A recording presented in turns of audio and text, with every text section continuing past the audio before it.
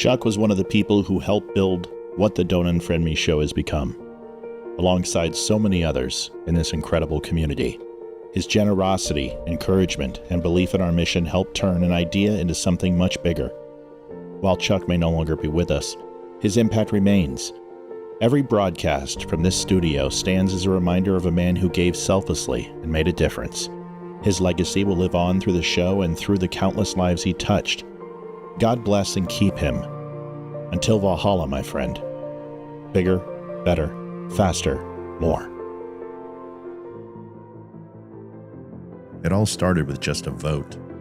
A single choice in a sea of millions. And suddenly, people we loved vanished. Godparents to our children, lifelong friends, all gone with just a click. With a comment, with silence. That's when the seed was planted.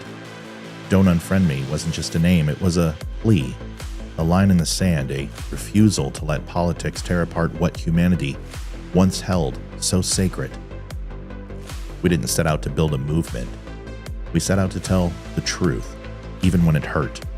Long hours, lost sleep, more setbacks than anyone will ever see. There were days it felt like we were shouting into the void, but we kept showing up. Not for clicks, not for clout, but because this matters. We pushed through the doubt, the algorithm throttling, the shadow bans, the isolation, the nights we sat at the mic with empty inboxes and broken spirits. And still, we stayed. We persevered, because we knew there was something here worth fighting for.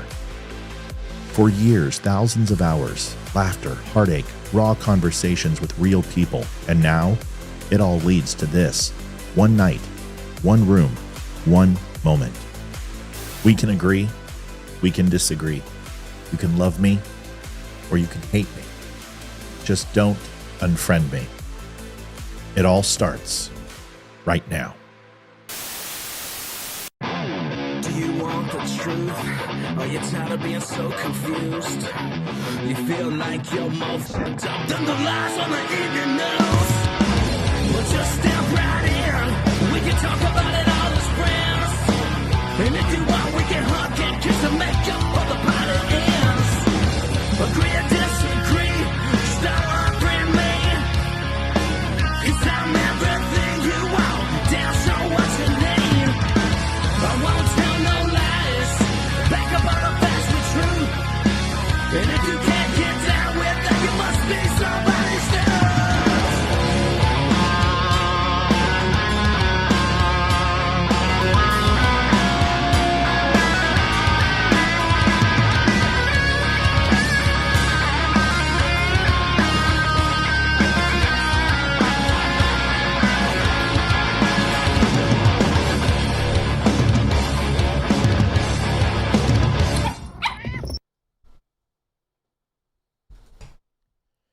Hey, what's going on, everybody? Down below right here, you can see that there is the open letter that I promised you from usafacts.org. You can read along. What is it? Well, this is where I actually get a lot of my information. People always ask me, hey, Matt, where do you get your information?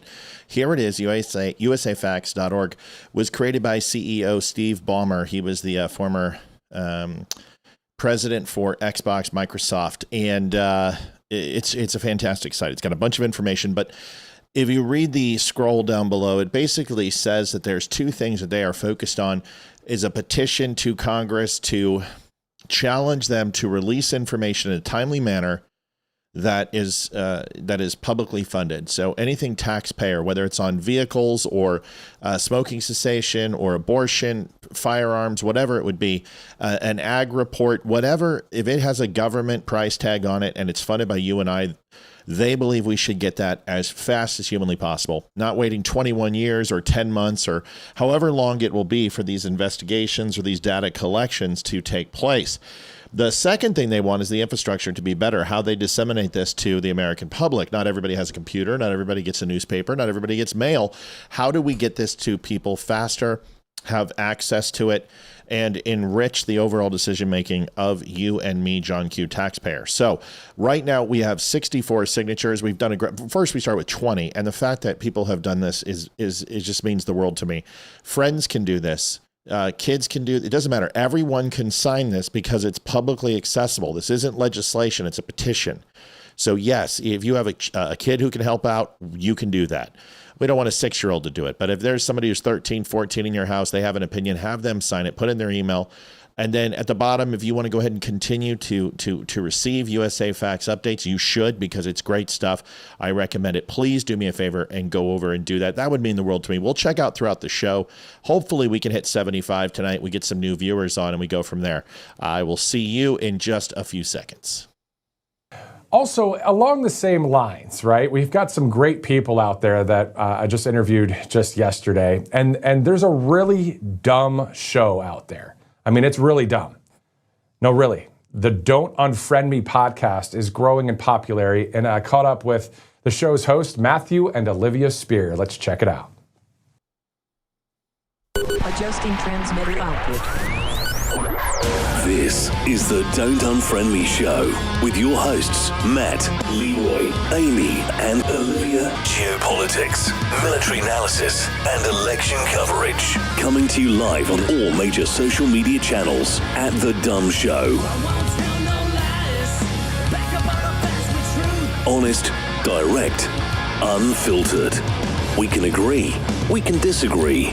Just don't unfriend me. Welcome to the Don't Unfriend Me show. Matthew Spear and... Olivia Spear. Oh. No, Mike. Olivia Spear. Olivia Spear. Sorry, honey. When I was talking... Silence me. Yes, I didn't want... Silence. I kill you. I think that might be... Oh, sugar. It's one of those days. It's an audio night tonight. Yeah. You can tell. It's definitely an audio night. Let's see if we can do that again. Let's see. Silence. There it is.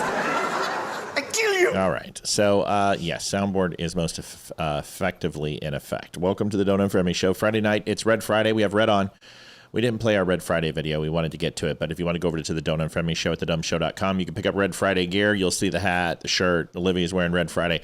We always wear red until they all come home. Remember, everyone deployed is what that stands for. It also means remove all Democrats, but that's pretty much every day. Liv, who do we have coming on the show? It looks like, we are stacking the bodies. Baddies hit the flow. Are. You got to tell them the latest and greatest. Yep. Garrett Sedano will be on next Tuesday. Yes. Lisa Regina will be on the 21st. Still waiting to hear if Joe Montana is going to be with her. The Barry Morgenstein on the 24th. Like, when are we going to find that out? That's been like 3 months. We've been waiting for Joe Montana. She said she would let me know soon. You tell Lisa Regina to get off the schneid. She did warn me that it would have to be within 2 weeks of the date because he doesn't know his schedule that far in advance. Listen, did you tell her just she can come on 30, 45 minutes and then to make it easy for him? I will. I'll email Let her know. Yeah. I'll email her. Well, we need to go back. See, it's my fault. I asked too many questions. There you go. Go and take that. All right. John David Gregory will be here on the 28th. Mm-hmm. Ty the Fish on the 5th. That will be a fun one. Yeah. The Damani Felder promises to be here this time. With some homophobic expletives when he answered me on text when I told him he was booked. Yep. Okay. Well, yesterday I booked anyone who was here last Friday when we watched the God in America's 250th documentary. Cynthia Scott was the one who wrote the book, and she's the one who pretty much narrated the whole thing. We booked her. She'll be here the first week of September. Yep. And then Chad Prather and Matthew and I have been texting throughout the day. So Chad Prather will be on. I just don't know the date yet, but as soon as I do, I'll let you know. Yeah, it'll be fun. We're excited to have him. Okay, well, let's get to it. We got a busy show tonight. It's Friday night. Yes. It's the weekend, and Olivia and I always enjoy our weekends, and we're looking forward to getting to it. Donations on the board, $300. It's ready to rock and roll. We're going to need your help to get there. If you can donate to The Dumb Show at thedumbshow.com/donate. You might say, why in the heck should I donate to your show? Well, because we've been throttled by Facebook. We got our earnings report today. We made 1 penny on our live shows. 1 penny. It dropped down from last month. We made God. We made one. We got a demotion. 1 frickin' cent on our live shows. Now, the good news is we have a sponsor now. And occasionally we might run some promotions and stuff to kind of encourage people to go and help, do a petition or do an incentive or read an article or whatever. And that's how you can help us out. And that's filled the gap. But The donations, they are our bread and butter, and they make the world go round. So please do me a favor and help us out by going to thedumbshow.com/donate. We'll remind you throughout the show. Here's the deal. So just absolutely breaking, like minutes before the closing arguments were made. I've got the judge's last 5 minutes. We've got some breaking information from Benny, and I usually don't repost Benny because Benny is definitely exaggerates. This was confirmed by Jack Posobiec, and that's also a person who I don't necessarily at all times go ahead and share information on, because these guys are clickbaiters, and if Benny was standing right here, I'd tell him that he's a clickbait artist. But Maggie, good to have you. Thank you for being here live. We need you. We need as many people as we can, so please share and all that stuff. But anyway, here's Benny Johnson outside the courthouse. He's there. Tatum was there today. Jack Posobiec was there today. So a lot of people were there at the trial. And this is really interesting. We'll talk a little bit about it. And then I've got a little bit more of a credible reporter who also talks about the same thing. And it was on Fox News as well. So here it is from Benny. Watch this. She can connect any two events in history with yarn, thumbtacks, and unwarranted confidence. It's not the one. She doesn't need sources. I appreciate it. And this one's freaking hilarious, and you're going to love it, but that's not the one. So I think I have the Benny one right there with her on it. We're going to have to switch those. So suck it up, deal with it. Here is Benny in his wonderful suit. Yes, Donald Trump suit. Here it is.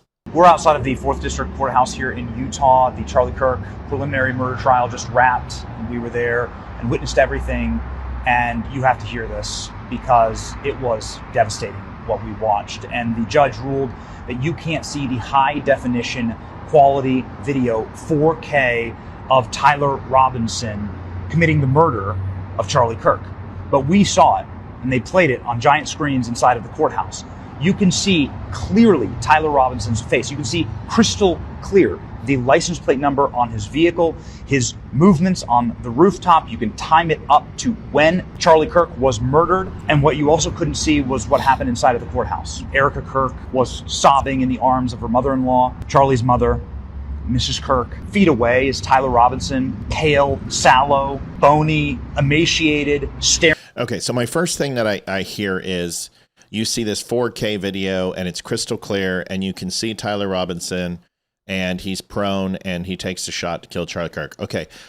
This is the way I disseminate what I'm going to give you Benny translation here. Okay. So I'm an expert Benny translator.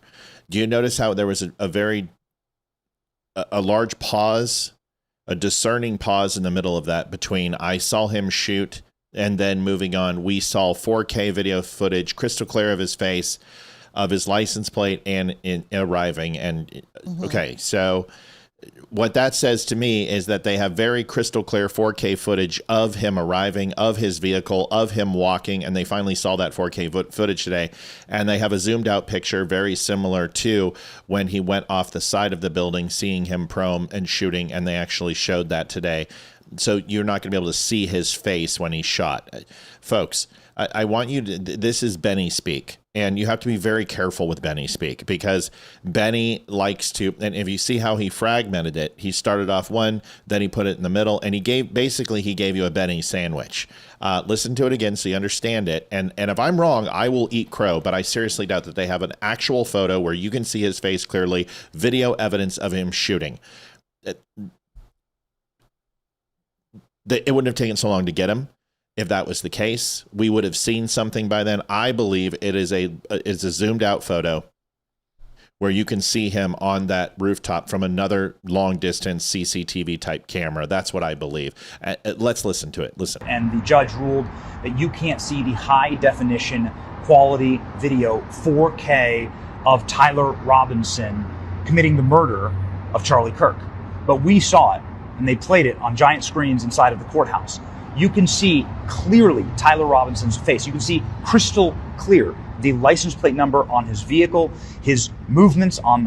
Do you see? So you can see his face and crystal clear license plate. Okay. So that to me is because now, so the murder He's including driving up, going through the hallway, going over the parapet, all of that as part of the murder, and the prone position and shooting. I understand that. But to say that they're like, you guys would expect somebody like this and you're seeing his face, and I don't think that's what he's saying. But once again, after listening to Posobiec and him, it's two very different stories, and it has the Jack and Benny show all over it, if that makes sense. Here's the rest. The rooftop, you can time it up to when Charlie Kirk was murdered, and what you also couldn't see was what happened inside of the courthouse. Erica Kirk was sobbing in the arms of her mother-in-law, Charlie's mother, Mrs. Kirk. Feet away is Tyler Robinson, pale, sallow, bony, emaciated, staring at the floor the whole time. Twitching and looking straight ahead, refuses to watch the video, refused to make eye contact with the family. Emotional day. The judge played all 20 minutes of the high-definition security footage, and the whole courthouse gasped when it was over. It was really tough to watch. The prosecution has a demonstrable, overwhelming case. They said that multiple times. The defense has nothing. They asked minutiae questions about DNA evidence, but the judge was just chewing them along as we get to this 4K video reveal that will eventually be made public. It's already a case that is overwhelming against Tyler Robinson, but once you see this video, you will cast out all of the demons that have been attacking the Kirk family. It has been one of that I completely agree with. Like, I'm not trying to. Benny has a very clever way with words to make things sound. He's very good at what he does. He's an excellent marketer. He's super intelligent, smart guy. I got no problem with Benny in any way, shape, or form. I know that he is a particular brand of vodka, okay? And I am a different brand of alcohol. He's a certain blend of vodka, and I'm a whiskey.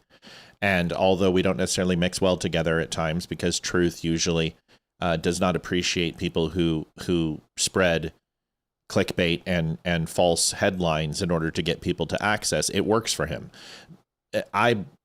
I listened to Brandon Tatum, and Brandon was very, very clear and said exactly what I'm saying, but saying it before I said it. So that's my assessment, is giving you the cipher of what Benny is saying. Here's the rest of this, and then I have another reporter who's going to talk about it. The most grotesque demonic evils that have been visited upon innocent people has happened to this beautiful family. Once you see all of the evidence that we saw today, it's over. And that's what the lawyers said today. Please pray. Erica Kirk asked us to do this. Pray for a speedy trial. We have a right to a speedy trial here. It's in our Constitution. We don't have to wait years in order to get to a trial phase. Yeah, the Sixth Amendment needs to be addressed. And this is, we talked about victims' rights, and we also talked about the accused rights. And the victim has a right to a speedy trial as well. It's post haste. It has to limit the amount of delays, and to push this out to September is absolutely stupid. Because what's going to happen is that it's going to come out in September, and both parties are going to make closing arguments, and then he'll make a decision. But the judge said that he was going to make a decision on listening to the defense today, and he had a 5-minute pre-written summation of the overall case and his decision already written. So why the theater? Why the kabuki theater here? Like, get this shit together. Let's go.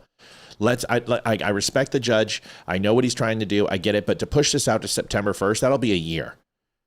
Posthumous from Charlie Kirk being murdered. Enough. Like, why are we pushing this out so long? Let's get this thing done. Let's get these demons and devils who continue to lie. And this has been a horrible week for the Candace and crew retarded Go Max douche plows.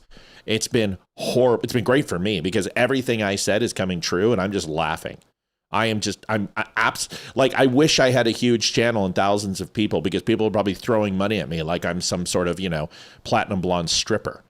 Here's the other video, and then Olivia will get your comment. By the way, if my wife's in a video and sitting behind me, she's not going to be there looking like a beautiful mannequin. She's going to say something. Why? Why is she even in the shot? Just how awkward for her. It's like watching somebody like play a piano. You're just like, why are you there? You want to be a page turner? I mean, Liv, is that weird?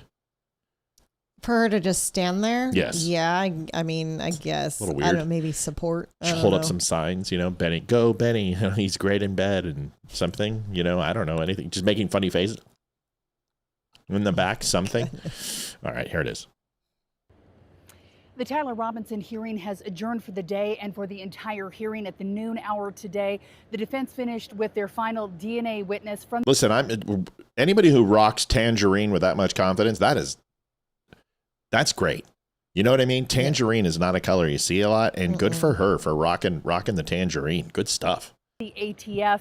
After that, the judge allowed the family to view, without it being broadcast, the zoomed-in surveillance video. Chaos Girl says, in my experience as a Leo, 1 year is nothing. They have drugged them out for 2 to 3 years. Right, but on average, the average for sentencing and to enter a plea, the average in the United States is 4 to 8 hours.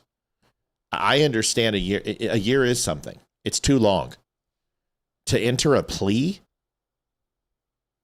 2 to 3 years for a plea? I don't know, Chaos Girl. I respect your Leo involvement, and I respect that 120%. But to enter a plea? So the judge pushed this out to September 1st for him to say I'm pleading innocent guilty or not guilty. Which basically, it's. I personally think, you want to know why the judge is doing it? Why? Well, why do you think? Why would he make 7 weeks? Why? Why would he do that? Closer to the time he was actually shot? I don't know. No, it's not a bad idea. What other reasons do you think? I mean, that could be it, but I don't think he's looking to anniversary this or, make it line up with a Netflix release schedule.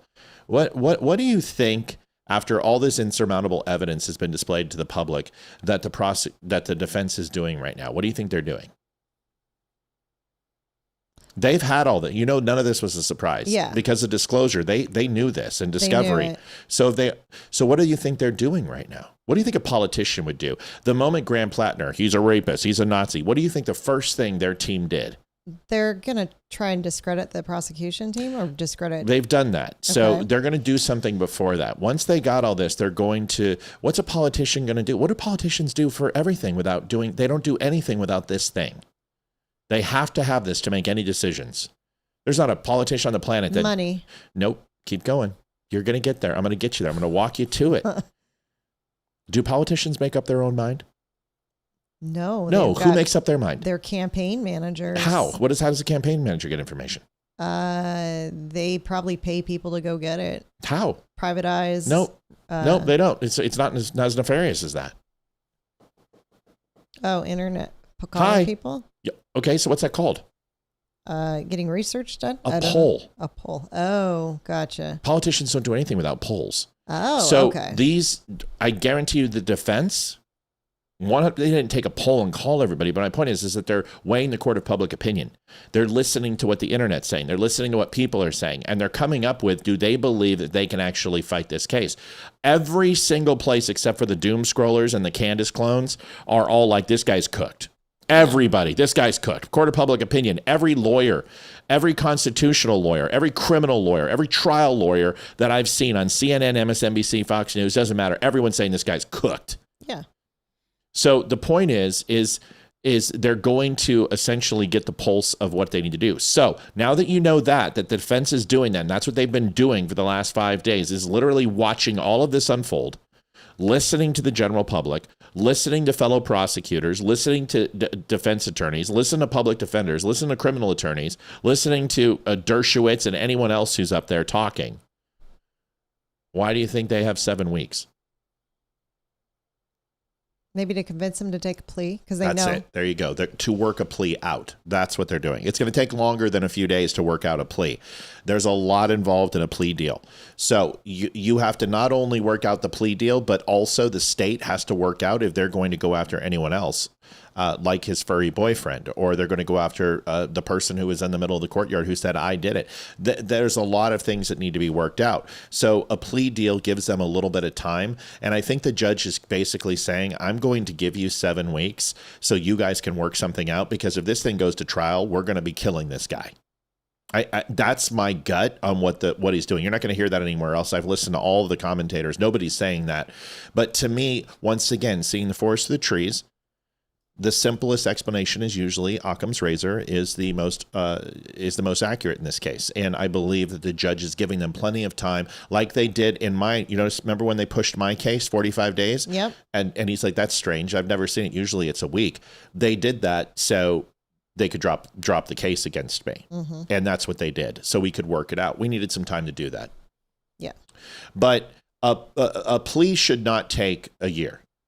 A plea should not take 3 years. On average in the United States, a plea, you take all the cases all over the United States, all over the world for the last 175 years, the average is 48 hours. That's what the average is. So if usually he that's right after the arraignment. Yeah, if he decides to take a plea and he says, I plead guilty, then it goes straight to sentencing, right? So no, that's the thing. If he has to stand up in court and say he's guilty, but he won't do that unless a plea deal has already been agreed upon and is on paper, and it's in pro res firma. I don't remember what the term is. It's Latin, and it's, I'm not a law professor or a lawyer, but I did sleep at a Holiday Inn Express. So essentially, I think it's non pro forma is what it's called, non pro forma letter, which essentially is a written agreement. If A, B accompli C is completed, D will happen. Do you understand what I just said? Yes. So what they're saying is that if he stands up and he pleads guilty, at this point, we've agreed to, and this is all agreed to in the judge's chambers long before it hits the floor, long before anyone is, but there's no jury. So a little bit different, but this is, the court knows, but everyone else doesn't. Erica Kirk would know that there's been a plea. All parties would be notified, and the state has a absolute obligation to notify the family for sure. The family can make and protest and object, and even the judge might bring the family in to speak on the behalf, and that might be a part of the plea deal, is that once he says he's guilty, the family can address the accused and basically say, you're a POS. So all those things need to be worked out, right? So there's a lot there. So because his sentencing, ultimately, you would have to take the death penalty off is one of the agreements, or it could be a possibility of parole. It could be that he could actually make royalties on book deals. All this stuff is agreed upon. It's absolutely agreed upon that one of the state's conditions might be he cannot profit from this in any way, shape, or form, and he owes restitution of the family. Now, damages are a little bit different. Damages usually are solved in civil court, but can be done on capital cases. And the judge can say that he can't necessarily impose a fine on somebody, but what he can do is say that you cannot make royalties or commissions off of this story or sell your likeness in any way, shape, or form, and that can be a condition of the deal. Does that make sense? Yes. Okay. Yeah. Okay. So is it after he stands up? I know the plea's been agreed upon. Stands up, says I plead guilty. Is sentencing right then, or is it postponed? Sentencing would be after. So once a guilty plea is put in, at that point you're going to go through several other steps in the process. Is it would move to I don't remember the term, but it's not post-trial, but there's it's a state of flux in before sentencing would take place. But there would be a series of steps taken along with all the things that I just said to have a formal agreement written, and sentencing would then be determinable by the conditions agreed upon between the state and the defense. But here's the thing, is the judge can say, I'm throwing out this plea deal and I'm max sentencing him. So judge doesn't have to accept the plea deal. So you could have a full plea deal. The state could say this and everything else. So it's a risk for him. Now, that doesn't happen. And the reason, very seldom, the only time is that if the state oversteps its bounds or it's declaring new precedent that would then make other cases eligible for appeal. So this is why it's such a delicate process. You have to be very, very careful. And the state isn't going to do some grandiose, mix matching here and make this incredibly complicated deal. It's going to be pretty simple. One is that you're not going to be put to death. You will have life in prison, and a complet, whatever it would be. But so when it comes to restitution and the defendant owes the victim's family money or whatever, he doesn't have any money. How does that work? Okay, so this is the thing you need to understand, is that there's restitution in the sense of direct. If there was monies taken, say somebody stole a Van Gogh painting from a house and then murdered somebody, there would be restitution for that. Now, restitution is usually processed by insurance companies for things like that. Charlie Kirk had insurance. He had life insurance. All of those things would be paid out by the insurance company. However, if it is a wrongful death suit in the sense of murder or a manslaughter or anything else, you have a choice to go to civil court, but there can be restitution from a financial standpoint if it is a jury trial. Judge can also imply penalties and also say royalties cannot be earned. This person can't earn endorsements. He can't earn commission. He can't trade on the name. He can't make, hey, I killed Charlie Kirk shirts with his picture on it and make money from it. Any proceeds that he would attempt to do so would be confiscated and then sent to the family and the estate of Charlie Kirk. Those type of things are all laid out in the deal. Does that make sense? Yes. Okay. Listen, people are saying all I hear about is his rights. I'm not talking about his rights. I'm telling you what's going to happen. But I think there are people who are doing it. 40% of any monies he gets in for goodies in jail, any money's made in jail, and usually no money made off the victim. Right. But those are chump change, right? That's a 97-cent paycheck for the Kirk family. What we're talking about is serious money here. Somebody's going to offer this douchebag a $10 million book deal. Somebody will. And while he's in prison, he can take that money and he can assign a power of attorney and give that money to anyone he wants. Well, this won't happen if there's a deal. Got it. Okay? Because the state is going to be extremely, extremely tenuous and rigid on this. Michelle says, I tend to agree with Matt on this one. Melanie says, impact statements and the family has to agree. The judge can still deny it. Once again, absolutely. Judge can still throw a grenade on that thing. The family does not have to agree when it comes to the state. The state has to work in the best interest of the victims. That's the goal. Just like the defense has to work in the best interest of the accused.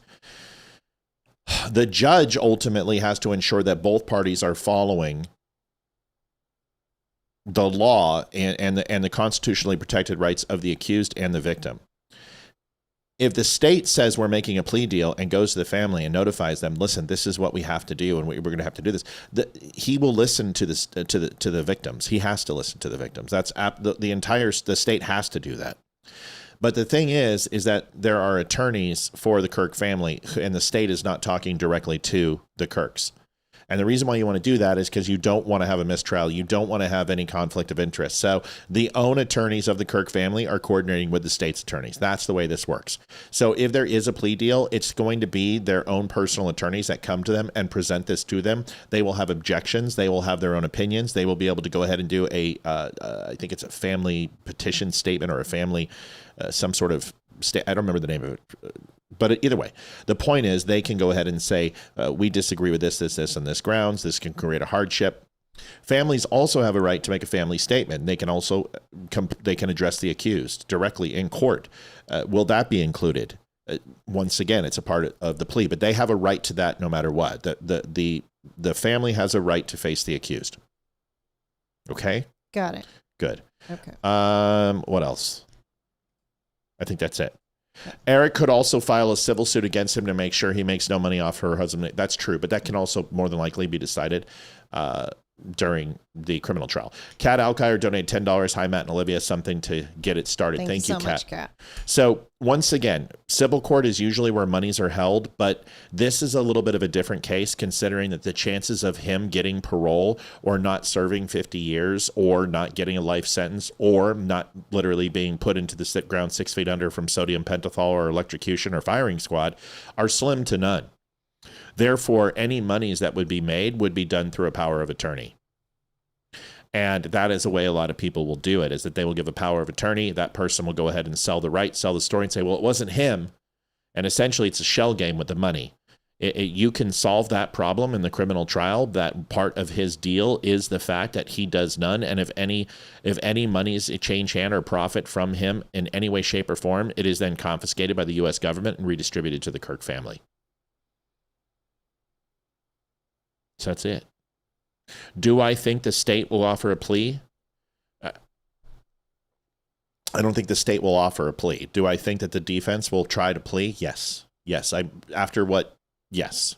How does, I don't understand how a defense lawyer can try to defend this? I mean, because every single person deserves the right to a defense. Every person in this country is innocent until proven guilty, even this fucking douchebag. So a defense's job, it's like how do you play defense against New England Patriots when Tom Brady is in the pivotal of effort of his career? It's an effort in futility. Teams would play the New England Patriots the hardest any team's ever played, and New England would keep it close, and then they would come back and win in the drive in the fourth quarter. John Elway did the same thing. A lot of people felt it was an effort in futility to play the Colorado Avalanche in 2022. You heard people say it, but somebody's got to do it. Yeah, that's a good so point. Even though you're going to lose, and even though you're guilty, but here's the thing: the defense isn't there to necessarily contradict the prosecution's case. The defense is there to create a reasonable doubt. And as long as they create a reasonable doubt, then you can't convict him. And that's a lot easier than you think it is. Creating a reasonable doubt, because it's got to be all 12 jurors that agree, right? That's correct. Otherwise it's a hung jury. Then if it's a hung jury, you have a situation where the judge can send them back in. But at some point, you can create a mistrial. Now, does that mean he's off free? No, they do it again. But beyond a reasonable doubt is a very serious and difficult thing to achieve. And the defense is there to create enough reasonable doubt to discredit enough of the exculpatory evidence and make it circumstantial to create one person to say, I cannot convict because I am not convinced. Do I feel that this is going to happen in this case? No. The chances of it, 0. This kid was so stupid, and he admitted, he confessed. That's it. Yeah. But everybody has a right to the best defense that they can possibly get. Everybody, and even if they're guilty as shit. O.J. Simpson, and that's a perfect example. They didn't prove O.J.'s innocence. The prosecution couldn't prove his guilt. That was the problem. There was enough reasonable evidence that people felt that Mark Furman and others planted evidence to commit a conspiracy against O.J. Simpson. And even that little minutia is enough to say I have a reasonable doubt. If they could do that, what else could they do? Yeah. The glove didn't fit. Well, nobody knew that the glove was tested by 20 different labs and soaked in chemicals and ultimately was 1/5 of the size that it was when OJ owned it. But he went up there, and that created a reasonable doubt. Reasonable doubt is all it takes. So remember, the presumption of innocence is guaranteed to everyone. Yeah. That's why you have a defense. But are these guys scum-sucking douchebags? Yeah, they are, most of them. Just sorry, I don't care. Somebody like, I'm a defense lawyer. You're a piece of shit. I could never sleep at night doing that job. No way. This is pretty open and shut. This guy's cooked. I will tell you this. I want a plea deal. I really do. I don't want to put Erica Kirk through that. I don't either. I want a plea deal, and I want the plea deal to be life in prison without the possibility of parole. 99 consecutive life sentences. Slam the door shut. Put him in the Chateau d'If, dark dank hole, and that's it. We're done. We're done. That's it. I would love the death penalty. I hope the plea deal is that he goes, you know what? Can you guys just kill me? Yes, we totally can do. I would love that, but that's not going to happen. I don't know if this guy gets the death penalty because honestly, just to be transparent, I believe that he will show and demonstrate contrition. Really? Yeah. Because he's not doing it so far. Yeah, he is. He won't look Erica Kirk in the eye. He's looking at the floor. He's shaking. He's nervous. He's not a stoic, staunch Luigi Mangione. Luigi Mangione is like, fuck you. I spit on you. I'm glad I murdered him. I would do it again, and I'd piss on his wife's corpse too. That's Luigi Mangione. This kid was expressing regret 24 hours after he did it by the text and everything else. He's going to demonstrate contrition, and they're not going to kill him. I think they should. Yeah, I do. Like, too. I want death penalty. Like, I want 1,000 paper cuts soaked in a vat of lemon juice and then stick them in a burlap bag and put 100 starving rats in the bag. That's what I want. But I'm just letting you know, I know how this works. Do you think after this is over, Erica Kirk will sue Candace for defamation of character? No. No, I think people are already turning on Candace. I've seen the spin out is beginning. Yeah, I saw looking at videos today. I mean, I hadn't been on X since Wednesday. Well, no, Tuesday. Yeah. And so it's been 3 days. And I went on and every other video was somebody saying that Candace is out of her freaking mind. And I have not seen that before. Yep. So a lot of people are starting to say it. A mostly black jury found OJ innocent regardless of evidence. OJ was guilty as a sin. Yeah, I didn't disagree with that. In fact, I didn't say anything to the contrary. I just told you that their job is to decide on somebody's innocence or guilt based upon the preponderance of evidence presented. And if there is a sliver of doubt, and I'm sorry, but those are the two reasons why the jury had a crescent fall and had a platform to say, well, there's doubt. And that's what they came back with, the glove and Mark Furman. Those were the two reasons they gave. I didn't say it was justified. I just told you why. O.J. Simpson was guilty. He was guilty when he stole all those collectibles in Vegas. He's a piece of shit. And honestly, when he died, good riddance. See ya. But that's what the jury said. Whether it's true or not is immaterial. It's just what I'm telling you. That's all. My daughter is an attorney, and she said she could make a lot more money being a defense attorney, but she didn't have the harder stomach for it. This is the truth. You know, just like, you know, you can be a whore. You make good money as a whore. But, you know what I mean? Mm-hmm. You can make a good money being a contractor in Mogadishu. But who really wants to go there? No, who really wants to do some of the things that those contractors have to do? You know, that's the truth. Okay, let's keep going. We got a lot to do. Candace. We never finished this. We only watched like I'm sorry. I'm sorry. I got excited. Here it is. From Utah Valley University. The quality was surprisingly high. A lot more detail you could see of the man that is reportedly Tyler Robinson making his way through campus, up and down the stairs, into the parking garage, and even zoomed in on the roof where you can see the man who is reportedly Robinson lying down into that prone position before the shots were fired. As that came up on that video, that zoomed in video, Erica Kirk breaking down in tears, as well as Catherine, her mother-in-law, Charlie's mother, clinging to each other, hugging each other as that video played out. I can't imagine what that would be like to see those final moments before your loved one died. Extremely emotional end to the court day. This will essentially be court out until September 1st. That's when some final arguments will be made. The judge will decide if this will be bound over for trial, and Tyler Robinson will finally have his chance, if it is, to plead guilty or innocent in this case. We're waiting outside the courtroom right now for the family members and others to leave the courtroom to see if any of them would like to talk after this hearing. We'll post them online as soon as that happens. Yeah, hip check. I agree with you too. I just making my case too. I hear you. I'm so over this, almost a year, and he's not behind a bar with life sentence or death penalty. Listen, I agree with you, Mary, and I'm not. This is not fast. This, first of all, a preliminary hearing lasting 5 days. That's ridiculous. Like, most preliminaries are a couple hours, 30 minutes. A capital murder case, I can't remember anyone. I don't even think OJ lasted. How long was the preliminary for OJ? You know what? I expect a plea deal too. That's why the judge made it so long. I mean, I wasn't super young, but I was too young to not care at that point. And watching trials like that was you had never not even seen thing. A black person before, so it was kind of new for you. But I did watch the miniseries on TV they had, and that was really good. But I don't remember watching that. So OJ was 6 days. So this was longer than the OJ preliminary. That's insanity. You know what I mean? That's just insane. It's a double murder. The evidence, although it was not as forthcoming and wasn't as open and shut for OJ as it was for this guy. This is a wet dream of evidence for any prosecution.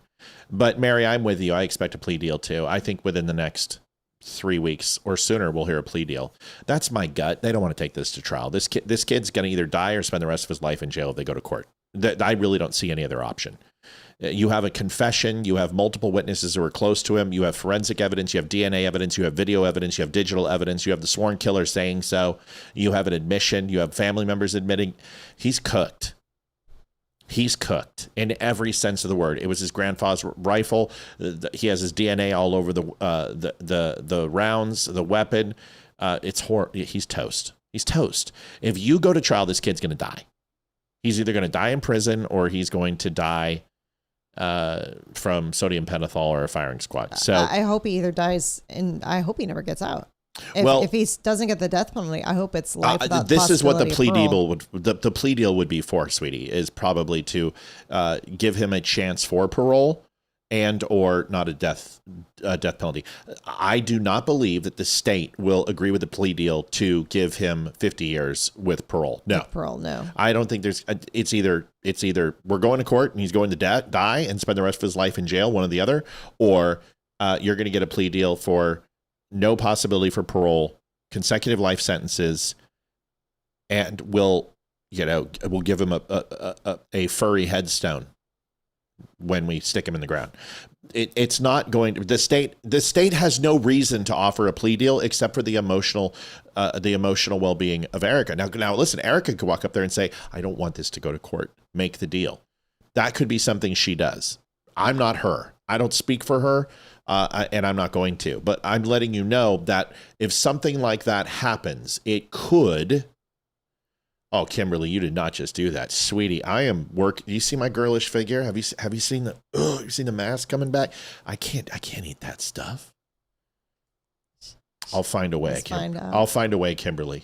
Oh, Thank you. You. Kimberly. That was so sweet. I'm going to find a way, sweetie. You're the best. Kimberly Jergemeyer gave us $25 to Sweet Frog. Thank you. And you can ask Olivia.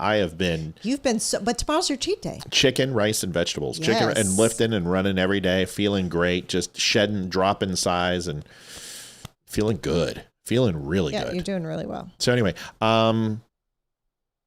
Matt, every time you say spin out with Candace, I see a visual of the movie The Exorcist and her head's big. That's really funny because here is Candace, the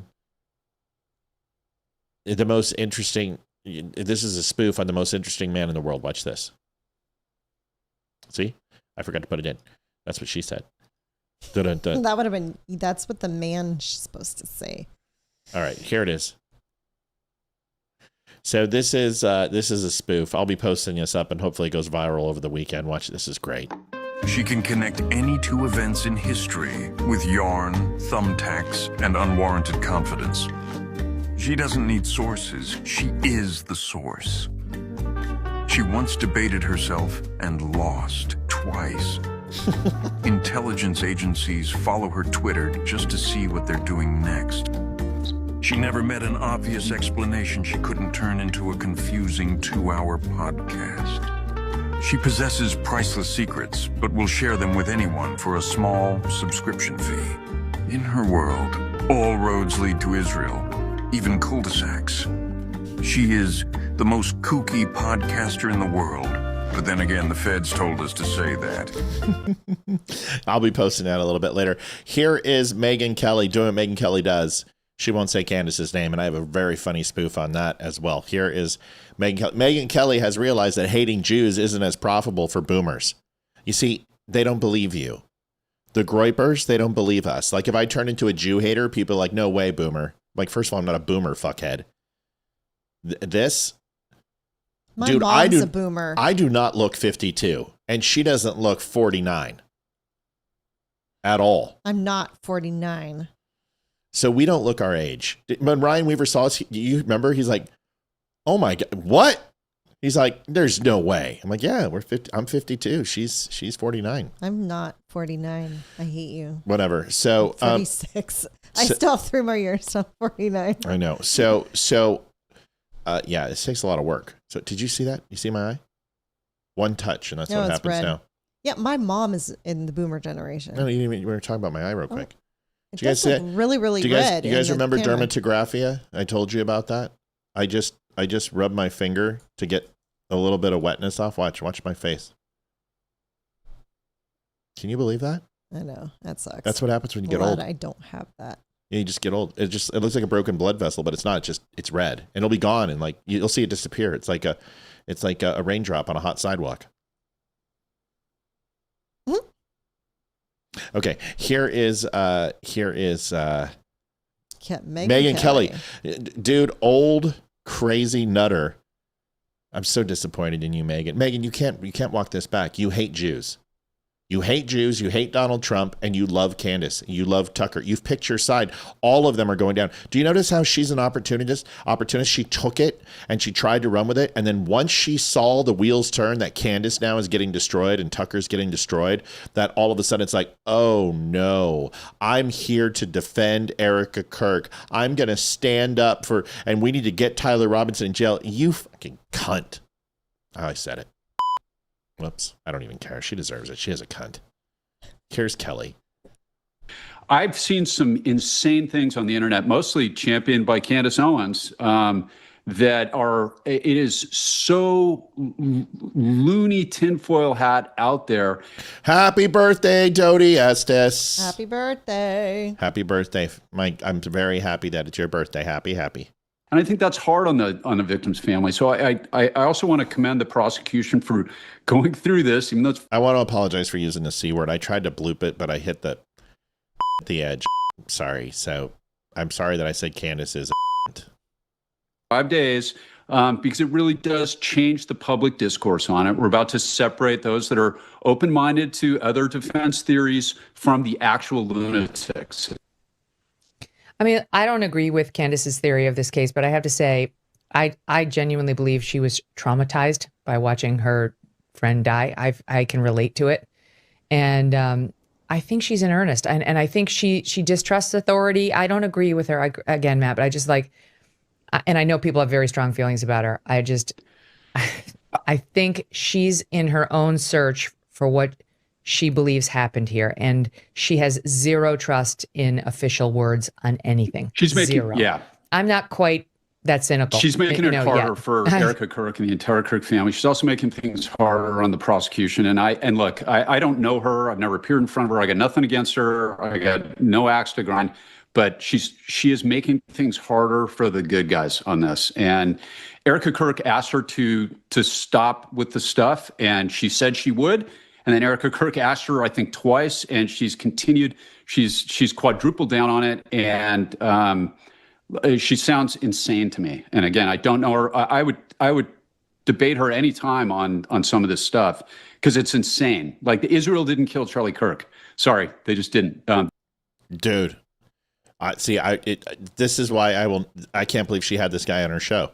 This is why they will never have me on the show, because I would be like, how could you possibly, as a journalist, the bastion for truth, tolerate this type of behavior? Sean Ryan just literally just tied his train to Candace, and he is going to go down like a bag of rocks.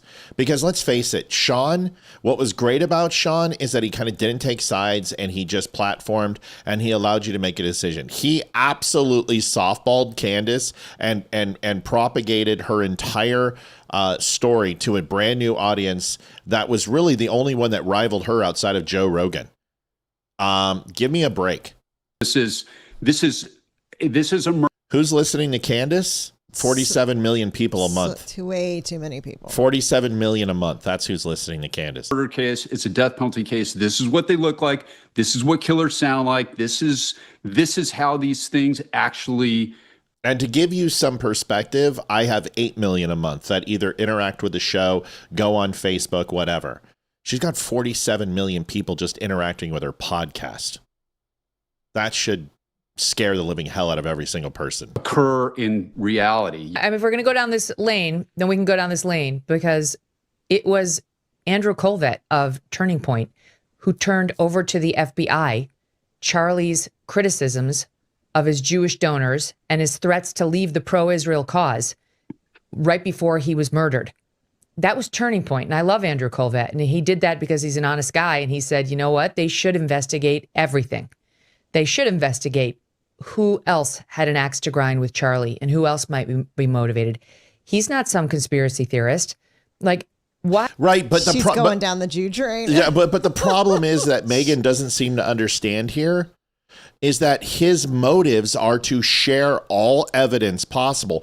Candace's modus operandi here is to assist Tyler Robinson in getting off. She's openly said she is working towards getting him off because she does not believe he did it. Colvett is not doing that. Colvett is giving all information possible.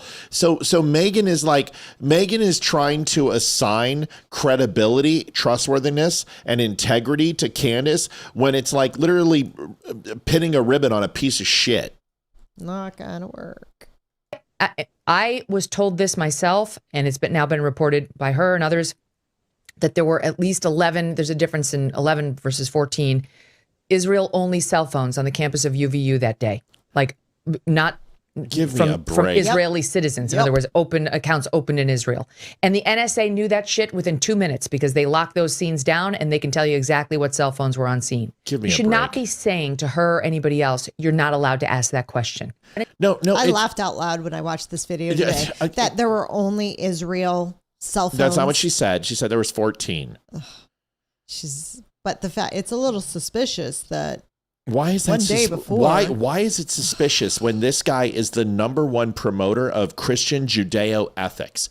He wrote a book, as we know, about the Sabbath. He went to Israel. He kissed the wall 3 different times that I know of. He worked hand in hand with Israel. He said Israel was one of the best friends of Americans. He encouraged over a 12-page, which I have included many people here, a PDF, which I've shared with people, telling Israel how to win the PR game on X and everywhere else where they were losing to Arabs and Muslim influencers who were tying them to genocide and everything else. And Charlie was an advocate for this. Charlie disagreed with some of the things Israel did. He disagreed with what Trump did sometimes. I have a great video on that where he lays out that MAGA does disagree with Trump more than the left, which makes them a bigger cult, and we're not even a cult because we do challenge our fearless leader. We also only swear loyalty and fealty to one king, and that is Jesus Christ, our Savior, not Donald J. Trump. So the whole notion that Jews wouldn't be in attendance at one of Charlie Kirk's rallies is like saying, wow, we're really surprised that watermelon chicken and grape soda weren't available at the Klan rally today. It's not a shock. Just like when you're going to see Qatar and UAE and Egypt and Saudi Arabia at Hassan Piker's rallies, I promise you there's at least 14 or 15 phones that are Arab-based phones as well, except for Iran because they're blacklisted. So this isn't a shocker to me. And anybody who can just put 2 cents together can figure this out. Oh, let's see. Charlie loves Jews, talks about Jews all the time. Oh, well, maybe there's going to be actually people from Israel in attendance in Utah. Yes, in Utah, because guess what, folks? Jews are everywhere. They're such idiots. Now, here is a wonderful skit to make fun of that Candace Kelly, sorry, I did it again, that Megan Owens can't go ahead and say Candace's name. Hi. Hi there. What seems to be the problem? All right, well, so lately I've been having trouble saying certain words. Okay, only certain words? Yeah. All right, we're going to do a little assessment. Okay. Just repeat after me. A. O. C. C. Okay, very good. Next, we're going to do a name. Tyler. Excellent. Okay, moving on. Next word is Muslim. Muslim. Okay, you had a little trouble with that one, starting to drift. Let's try another name. Okay, just repeat after me. What's on his nose is CGI. You see the hair? The hair is fake. It's actually one of those little things you get in Snapchat and stuff. They put it on. So they put on his hair, and the CGI is messing with his nose. This is the guy that does the Tucker thing. This is the guy that does the... That did the Candace Sean Ryan interview. Sean Ryan. Holy shit. So he's doing this, and he's pretending that he's doing an on-call doctor appointment, right? So he's calling because he has a speech impediment. Just listen. You'll get it in 2 seconds. Candace. Oh, my. Sorry. That's all right. Let's try it again. Candace. Can I try that again? Of course. Let's try it again. Sorry. That's all right. This one's giving you trouble. Try again. Whoever out there. No. The word is Candace. I mean, sorry. I don't want to opine. Okay. I'll try it again. Let's break it in 2, okay? Can. Dis. Candace.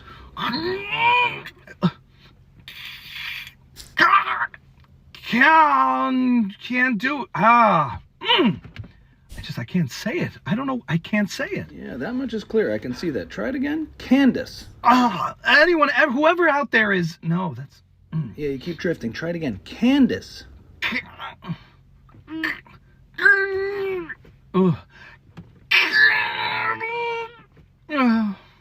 I'm sorry. That's okay. I don't know what it is. Have you tried getting a CAT scan? Yes, I have. Okay. And what about your soul? Have you taken a look at that? My soul. Yeah, that might be worth searching. Could be where the problem is. Interesting. Okay, so why don't you take a few days, look into that, and then see me next week, okay? Go yourself. So I said that to Megan today. So let's see, what did I say? I'm going to bring you guys my tweets. If you have not followed us over on X, nobody else has. Don't worry about it. We don't take it personal. But if you haven't, go find us over there. We would appreciate it. Mel, thank you for what you always do. We appreciate it. While you're trying to find that, it is 1 minute to 8, and we are at $10 in donations. Whoops. Yep. We rely on the donations of our viewers to keep us free and not behind a paywall, because Facebook hates us and they suck. Yes. And they demonetized us 3 years ago. So you guys keep us on the air. Yeah, so you could help out by donating to thedumbshow.com/donate. And it's not $100, it's not $1,000. Don't look at the number and go, $290. That's going to take a lot of work for me to do that. I can't possibly do that. We're not asking you to. $5, $10, $100, doesn't matter. Whatever you got to help out the show, and put your own oxygen on first. Don't hurt yourself. I had people like, I'm giving you all my chip money. Bro, I don't want your chip money. Make sure you pay your bills. Pay your bills, right? Make sure you go grocery shopping. Yes. Don't want your grocery money. Maddie Howenitz, get your syphilis medication, all these things. Get the things you need. But after that, help us out, because folks, this was a tough week and we need some help. By the way, this was my post to Megan. So Megan basically just said exactly what I just showed you. That's what she posted. I said, hey, Megs, can you tell us all to fuck off again? This time, dim the lights, slow it down, and really savor it. Thanks, kiddo. Jeez, that's horrible. So one of these days, hopefully one of these people engage. So that would be great. Yeah. Love to get some engagement with one of those people. So we had a viewer who challenged me to start watching Baron Coleman. So I've been watching Baron Coleman now for, about a week. And I can tell you, holy shit. I haven't seen this person back, and I have a feeling they don't watch me anymore, because this is insanity. Baron Coleman is a retard. 100% retard.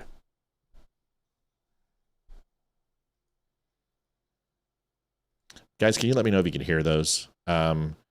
If not, I need to redirect the audio. Did you hear that? The retard alert? Let me know if you did. And if you didn't, I need to redirect it. But here is Baron Coleman saying, this is the guy who did the lapel mic thing. This is the guy that did the short and tall video thing that I blew apart yesterday. And he's a moron. Yeah, completely an idiot. And I completely understand why he's successful, because he is an idiot. No alert heard. You know what? Let me see if I can do one thing. Where's my loop back? I think it's only when I don't have loop back on. Yeah. Okay. Now tell me if you guys can hear that.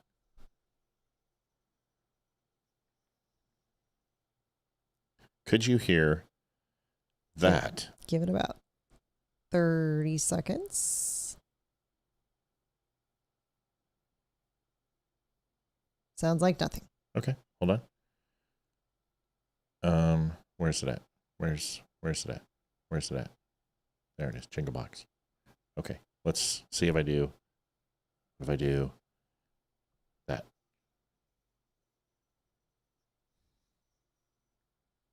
Does that say on, babe? I have no idea. No. No idea. So I guess I got to do this. This should work. Okay. Uh-oh, retard alert. Retard alert, class. That worked. Okay. All right, let's see if it worked, people. That worked. I guarantee it worked. Yep, that worked. Okay, so here is Baron Coleman, and he's a retard. State, particularly the victim representative, had had a track record the last 4 days of trying to get as much out as possible. In fact, Erica's attorney embarrassed himself to the point where the judge rolled his eyes at Jeffrey Nyman today. He made a fool out of himself, and he's representing his client. Sometimes you have to do that. Sometimes you have to make a fool out of yourself to represent your client properly.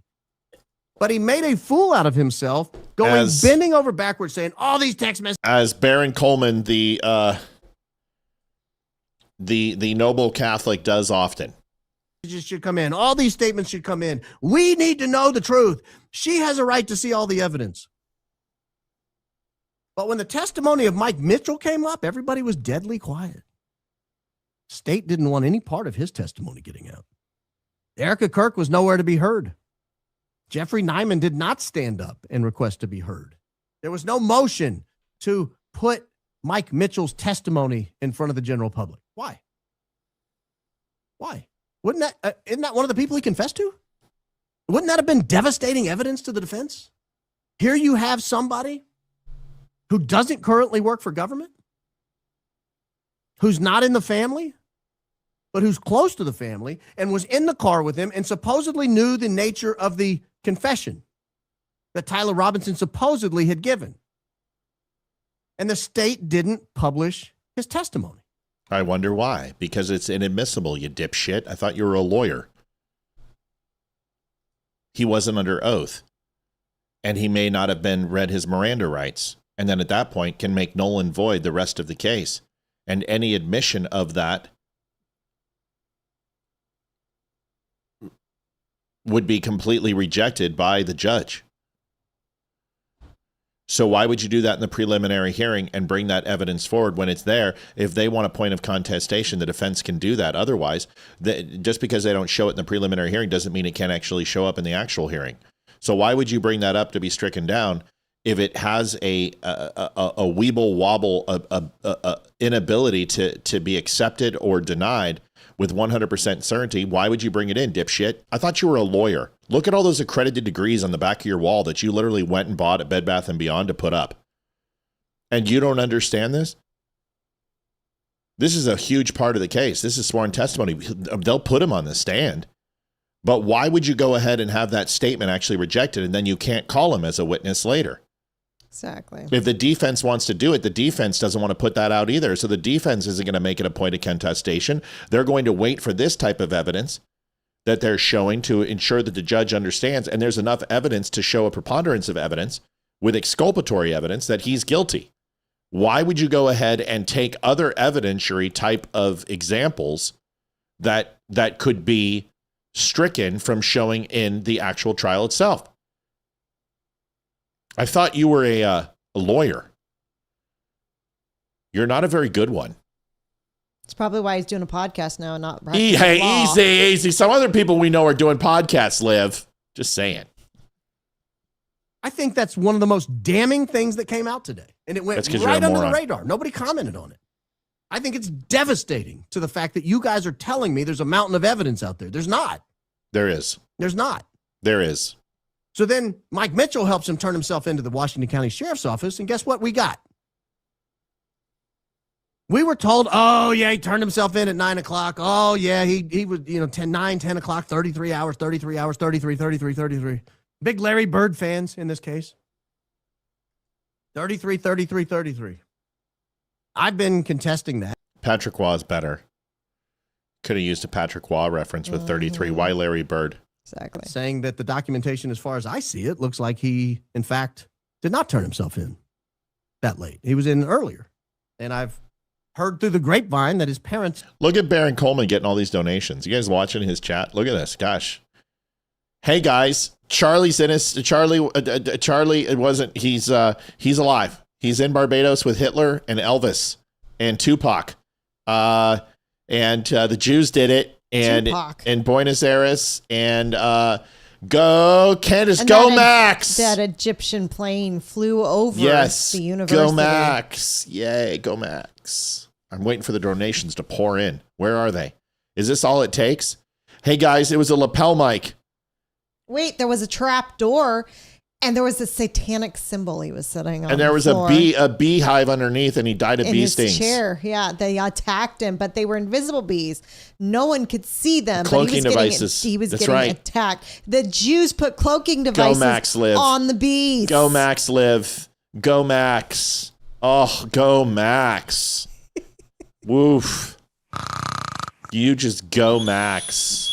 Oh. Go Max, yay. Go Max, retard. Go Max. Can we start getting some donations now? Because if this all it takes is to be a fucking retard, then this guy's making money. Look, oh, there's one. Sweet. Go Max. Who Go Maxed us? Anonymous donated $10. Hi, Matt, Olivia. Happy Friday. Go Max, Anonymous. I'm waiting for the Go Max donations. Go Max. That's on you, Mr. Sauce. I already know something smart ass is coming through.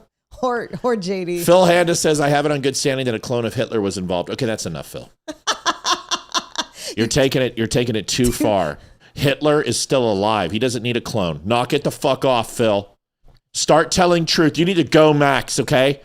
You need to go Max. Wank!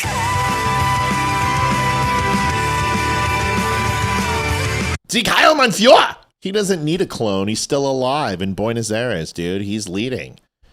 He had the love child of Erica Kirk, Hitler. Go Max, retards. Go Max. Come on, let's go. Where's all the bling bling?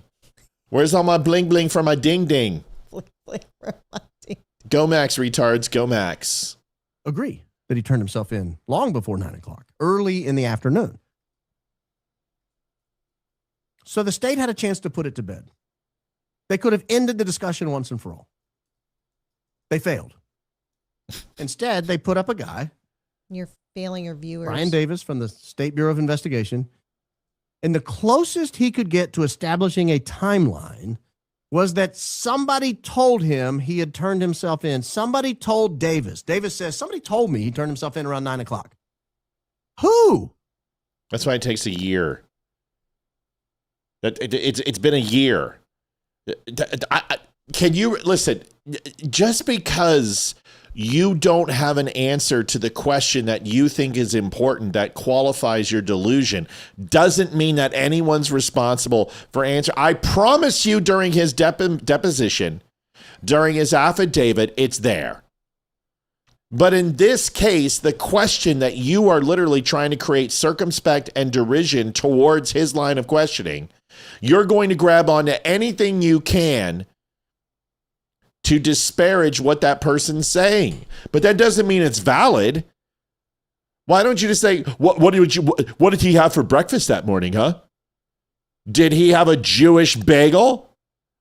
Well, he didn't say he didn't. So I think we know where his loyalties lie. Looks like he put the schmear all the way around on that one. Just because you come up with some stupid fucking question doesn't validate your delusion. Go Max, retard. Go Max. You need to make a. I'm gonna do it. I'm gonna make a Go Max, retard. You gotta retard. make a soundbite for that one. Yeah, and a 22 long rifle will take off someone's head, let alone a 30-06. Okay, Go Max. There we go. Go Max. Go Max, retards.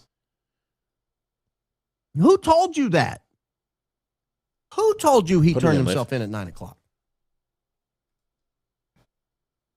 Okay, well, it doesn't matter because on the exhibit list, we have video footage from Washington County. Angela Hill's donating $25. Thank God it's Friday. Thanks for another great show. Thank you, Angela. You go, Max. We have video footage of him turning himself in. Surely that will put it to bed. As we've seen, this surveillance footage all has a date and time on it. And they did. They did put in surveillance footage. The surveillance footage they put in to prove that it was Tyler Robinson who had turned himself in and what he was wearing was Tyler Robinson facing away from the camera, and the camera cropped in so tightly that the timestamps had been cut out. What? This was your chance, ladies and gentlemen. Oh, no, it gets better. This was your chance to ascend the mountain you say you've built, the mountain of evidence you claim you have. And that mountain's foundation is his confession, which we never got. Holy nothing burger, bro. Come on, dude. It was cropped out. Okay. So what does that mean exactly? We'll go into that in detail. What did he confess to Lance Twiggs and on Discord? But we never got a confession from the parents. We never got a confession from Mike Mitchell. We frankly did not get a confession from Lance Twiggs. I'll talk about that. You certainly will. But you can at least establish that he turned himself in after 9 o'clock. Because Don then the Discord text Cannon could donate $25. Lots left. Go Max donation. Love you guys. We love you too, Don. Thanks for being a Go Max retard. Go Max. Max tard. I like it. That's awesome. That's your new shirt. We have Go to make Max a retard. We have to make a Go Max. I'm going to shirt. make a Go Max retard shirt. It's going to be Candace. Yes. Absolutely. Yes. at least have been his, but they wouldn't do it. They supposedly had the ability to, and Bro, turn off your notifications. And they failed. Get pro. Get pro by going Max. I am frankly, I don't want to say disgusted as much as I am just disappointed. Oh, God, that's I'm just frankly shame. very, very disappointed. Okay, Frank. Well, Because I now live in a country occupied God. by a bunch of bloodthirsty people who are demanding the death of a criminal defendant. And the closest thing we have to a confession is his 22-year-old furry roommate. So this is the lapel pin guy. You know what he said today with the bullet fragments? What? Somebody shoved them into his body to cover up the lapel mic. Are you serious? Yeah, I wonder who somebody is. I'm sure it's the Jews. You go Max retard. You go Max. God, I'm getting the Go Max shirt. It's going to be white. It's going to be black. It's just going to say Go, giant Max, and then it's going to say retard. Go Max retard. Go Max. Whoever recommended Baron Coleman, I really like that you watch my show, and I love you, but you need to stop watching Baron Coleman because he is a Go Max retard. Mello, donate $26.25. Go Max retard here. Thank you. My retard North Dakotan. Go Max. Gay North Dakotan. Get that right. Wow, this Coleman dude is out there. Oh, he's a retard. Complete retard. Ben Shapiro decides to act like Candace. Scammed us and insinuate. This is 21 minutes of Ben Shapiro gold. Who is the idiot in the video, Go Max? That was Baron Coleman. An up-and-coming hating Candace Owens, Nick Fuentes, Stu Peters, Ian Carroll, slopper. Yeah. All this guy does is just repeat Candace Owens shit and just make stuff up. And people just, like, I'm just like, I listen to him and I can put my show side by side and I can listen to him talk and I can listen to me talk and I'm like, what does he have that I don't have? Well, I'm not that much of a Go Max retard. I need to be more retarded. Now from our non-Jewish sponsors.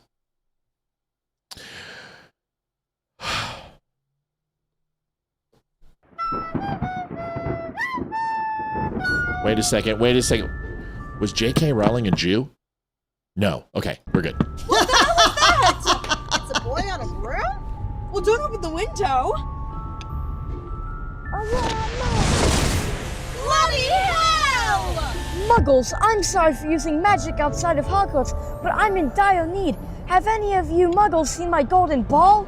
Did you just say he's looking for his gold balls? I think he said golden ball.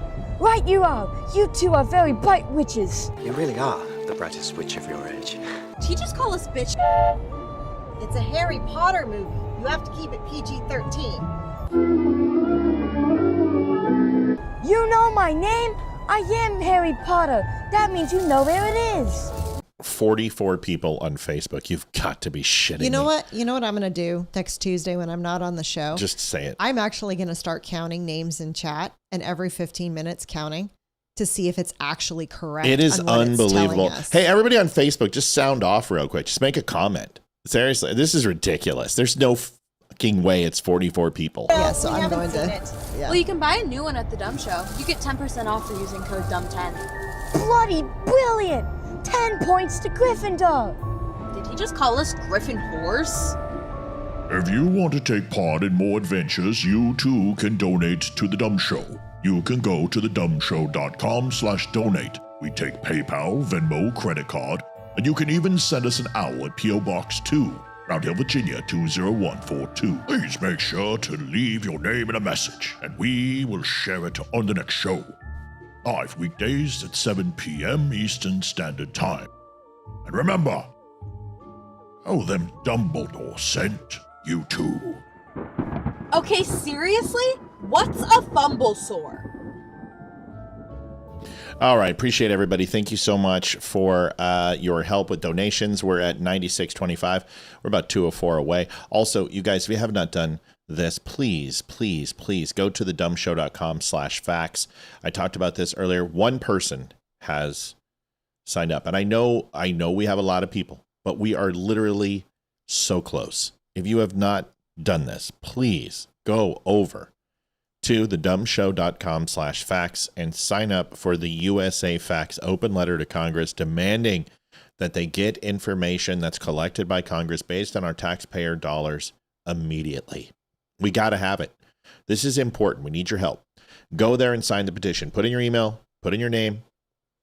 If you don't want to have to be subscribed to the newsletter, but I'm telling you, usafacts.org, it's not a scam site. It's not anything. It's a database site. It's absolute 100% pure data that is collected on all sorts of things, from unarmed shootings to cigarettes to agriculture to COVID, everything else. And it is giving you all the stats you need to stay informed and make amazing and strong, well-informed decisions. Go there. It takes 10 seconds. It's literally how all your children were created. 10 seconds is all it takes. Okay? Just go there and put in your address and sign up and come on back. Just hopped on from YouTube just to say, hey, I'll be hopping off again. Maggie Luttrell, go Max. You go Max, Maggie. And Facebook, go F yourself. So ridiculous. Can't stand him. Donation came through. Carrie Spricks, $5. Thank you, Carrie. I'll have to go mini Max. No, that's a Max retard. That's a Max retard donation. We appreciate that. You go Max. You do it, Carrie. Here is a video on Shapiro acting like candy. Here it is. Now, as we know, because Candace investigated it, there were a lot of decoys, Fed decoys, or Israeli decoys, or some decoys wearing maroon at Utah Valley University the day Charlie was shot. I mean, here was Candace explaining. When I looked at the footage of Charlie and what happened on September 10th, it struck me as highly unusual that there were so many men wearing maroon shirts. Like, it's not exactly a color that men wear all the time. And there were a lot of men, all of whom were alone, I might add, who went to just hear Charlie Kirk speak alone, and they were wearing maroon shirts. And I just said to myself, this feels like organization to me. I mean, but what was she wearing that day? Do we know? Was she wearing maroon? Like, a student from Texas A&M? Hell, would she even have been admitted to Texas A&M? And also maroon, Candace, really? You expect us just believe they had nothing to do with maroon? I mean, Kanye West, who she's really close friends with, super close, collaborated with Maroon 5 on a single called Heard 'Em Say in 2005. And we know that Candace Owens and Kanye West are super close, like super duper close. I mean, like really close. I mean, look, there's Charlie in the background of this photo. I mean, it blows your mind. Like, look at this. Kanye West with Adam Levine from Maroon 5, Kanye West with Candace Owens, and Charlie Kirk just standing there like a third man, forgotten man in the background. There are no coincidences. How stupid do they think we are? You think we're stupid? So you got to follow the dots. Kanye West has a song with Adam Levine of Maroon 5. Adam Levine, by the way, is a Frankist. I'll bet you didn't know that. Adam Levine comes from a long line of Frankists. And Kanye West just doing songs with him, and Candace being all close with Kanye.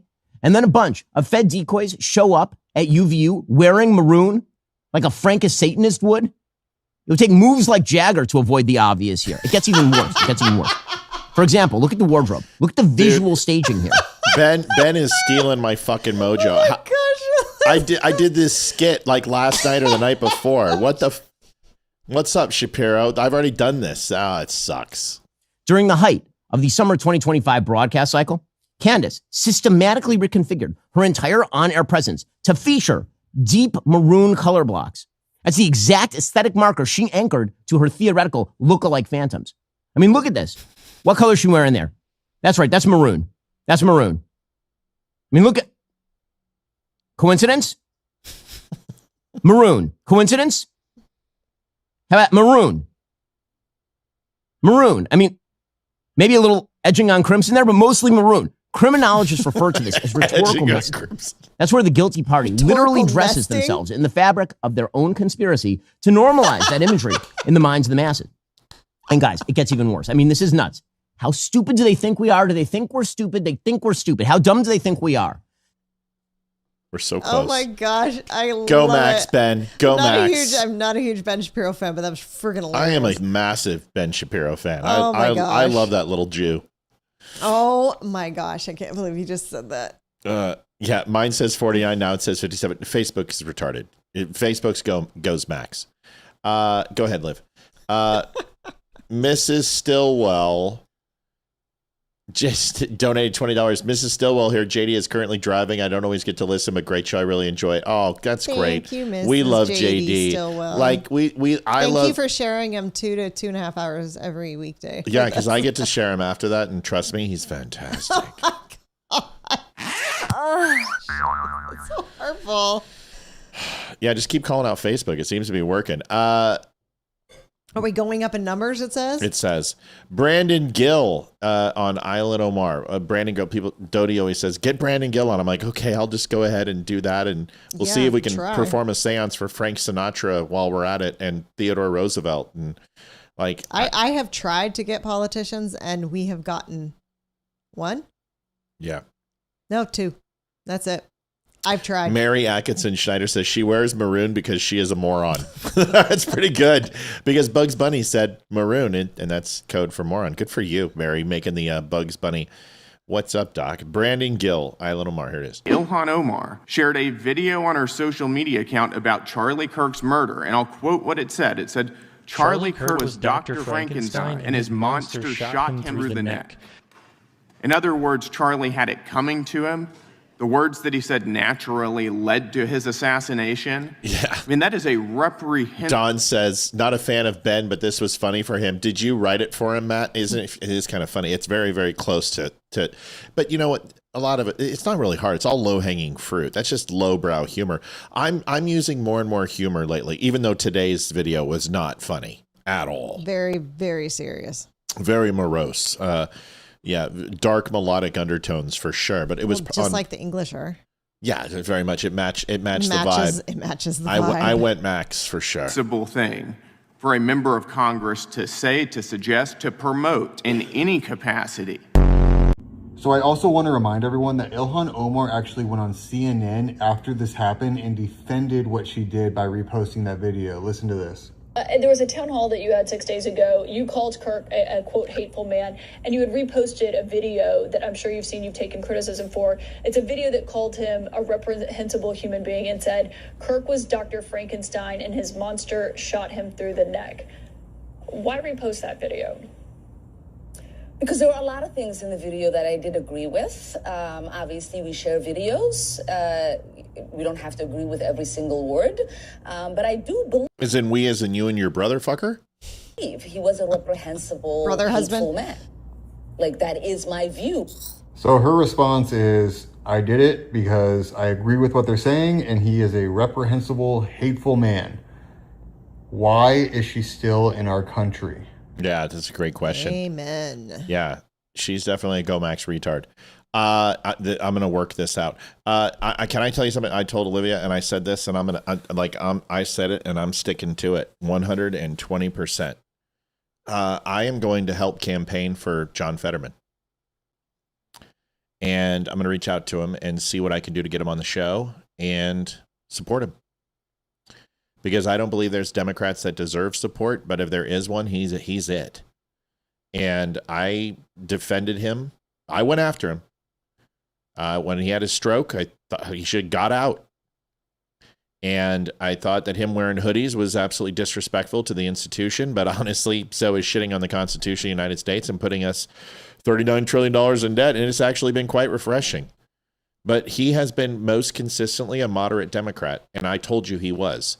And I was against Mohammed Oz. I thought Mohammed Oz was a complete shill. I thought he was just I still don't like Mohammed Oz, and I don't understand what body he hid for President Trump, but I like Fetterman. And thank you, Phil. I appreciate you. God bless my brother. And I want Fetterman to win, and I want him to continue to do this. But I'm going to help him, and I'm going to do whatever I can for him, because this isn't about. I want people who love the Constitution and love this country. And John Fetterman, out of all things, clearly loves his country and cares about the Constitution of the United States. And even though we disagree on some things, and we most certainly do, he thinks the socialist portion of this party and the progressive portion of this party is reprehensible. He supports Israel and supports every country that wants to work in a cogent manner with the United States. And he has sat with Trump and demonstrated deference and respect for his president, for his flag. And I got no problem with Fetterman, and I'm going to reach out. Here, watch this. For a joint fundraising committee, these two men, different political parties, but they've made it very clear they're going to be bipartisan. And even though they have different perspectives, they both want what's best. Mike Sr., thanks for coming on over, man. He says, I didn't know that you're separate live chats other than comments on Facebook. Oh, yeah, man. So we've got Facebook, Instagram, Twitter, YouTube, and Rumble, and Spreely. So even though I can see comments over on Rumble, these are kind of integrated. And so, yeah, it's good to see you, Mike. Welcome on over here. We don't care where you're from. We just appreciate that you're a Gomax retard. We love Gomax retards here, especially those who support Candace and realize that Jews are the epitome of all evil. Are we getting more followers yet? Seems like the numbers are going up the more we do this. Geez, I think we're going to be okay, folks. I think we're going to be fine. Mike, thanks for being here. John Fetterman has become the conscience of the Democratic Party. So they're joining forces together, and let's see what the people say about that. Yeah, and their track record sort of demonstrates this not only bipartisanship, but a commitment to Pennsylvanian values. So while many elected officials and leaders of their party have just been obsessed with Trump, these guys have been sponsoring bipartisan legislation to combat the fentanyl crisis. They've supported Nippon Steel's $14 billion investment and partnership with U.S. Steel. Let's break this down, right? Sponsored bipartisan legislation to combat the fentanyl crisis. Check. Sponsored Nippon Steel's $14 billion investment partnership with U.S. Steel. Yes, that's Japan. Okay? So yes, not China, Nippon. That's Japanese. Secured $600 million to replace the Delaware River Bridge and improve Pennsylvania's turnpike. Needed. Joined forces to represent Pennsylvania at the Great American State Fair. That is awesome. And he went out there and brought in flags, and he manned the booth, and he helped build a booth. And that's amazing. Brian Scott, yep, Olivia's going to take care of it, buddy. She's going to put it in right now. No problem, Mike. We'll see you over on Rumble. What's your handle on Rumble, Mike? Brian Scott donated $15 over to Cash App. By the way, folks, we fixed Cash App. Did it say scam this time, Brian? I don't think it did, because we registered as a business account, and they said that they took that off. So that's pretty good. I am going to have to redo our audio. We're getting pop. You hear it? Mm-hmm. Yeah, so I don't know why we're getting pop, but we are. I did it around this time last night, too. Yeah, it's not good. I'm going to go over to Rodecaster Pro Chat again and figure out, reroute. I think it has something to do with that, because I was playing the soundboard, but yeah. I'll figure out. Oh, let's do it again. We might just have to do a hard reset. Anyway, here's the rest of the video. $600 million to replace the Delaware River Bridge and improve a PA turnpike. And they joined forces in stark contrast to the governor of Pennsylvania. They said, nope, you know what? We don't mind Trump's in office. Regardless who's in office, we are American and we represent Pennsylvanians. So we are going to help represent PA at the Great American State Fair. Remember, that was the one that was boycotted by so many Democratic governors who looked the other way, celebrating America's 250th Independence Year birthday because a Republican was in office. So these guys have been walking the walk for quite some time. So now they're saying, you know what, we're going to do it formally, and let's get some other people on board. I am going to work really, you may not hear the pops, but we do. I hear it. Yeah, it's in our headset, so it's something going on with the amp. But I'm going to do whatever I can to get Fetterman on here. I think it would be a great interview. and he's close to us. We're right across the way from Pennsylvania. And see if we can get him to come down and come into the show and visit a little bit. Great if he would come down. I really would love to have him in the studio. I just, that means the world to me. You know what I mean? Because I think it's important, and he can reach a new audience. And now listen, if I have a choice between a Republican and him, I'm probably going to vote Republican in this sense. But I've voted Democrat in my life, and if the right candidate is available, like I've said this 1,000,000 times, 100 million times. On the 5, Harold Ford Jr., if he ran for president, I would vote for him 120%. There's nothing wrong with moderate Democrats. There really are not. And in fact, they're needed once in a while to get away from the overspending on national defense, because if we just did Republicans, we would never have infrastructure deals. And we need infrastructure in the United States. It's important, and we have to invest in our country. And if you look at the major infrastructure bills in the United States outside of Joe Biden's complete fucking quagmire, most of them have been proposed by Democrats, whether it be FDR. Carter was involved quite a bit. Bill Clinton did a lot of infrastructure. Biden pretended he did and basically gave the money overseas. But we need infrastructure in this country. We need roadways and bridges to be working well. We need people off toll roads. We need to be, if President Trump would just do that, essentially that if you've had a toll road that's paid for itself, that those monies are no longer collected, and you remove all toll roads and force the states to do that, that would be an amazing thing. We can hear the pops. All right, we're going to reset. So just stay here and just listen to some music or something.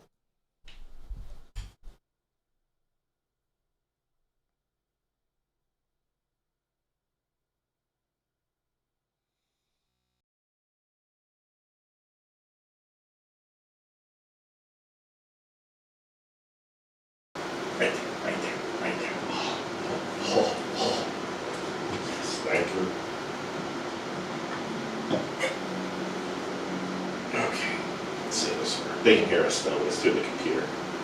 We sound like shit. Now, batting, Manny, Mota.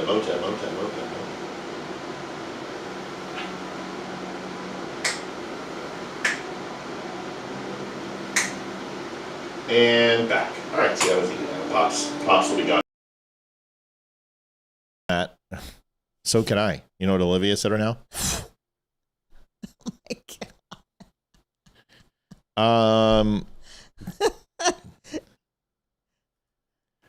It's kind of weird when I went over and scratched your shoulder that you could see my hand. I know. It is kind of cool.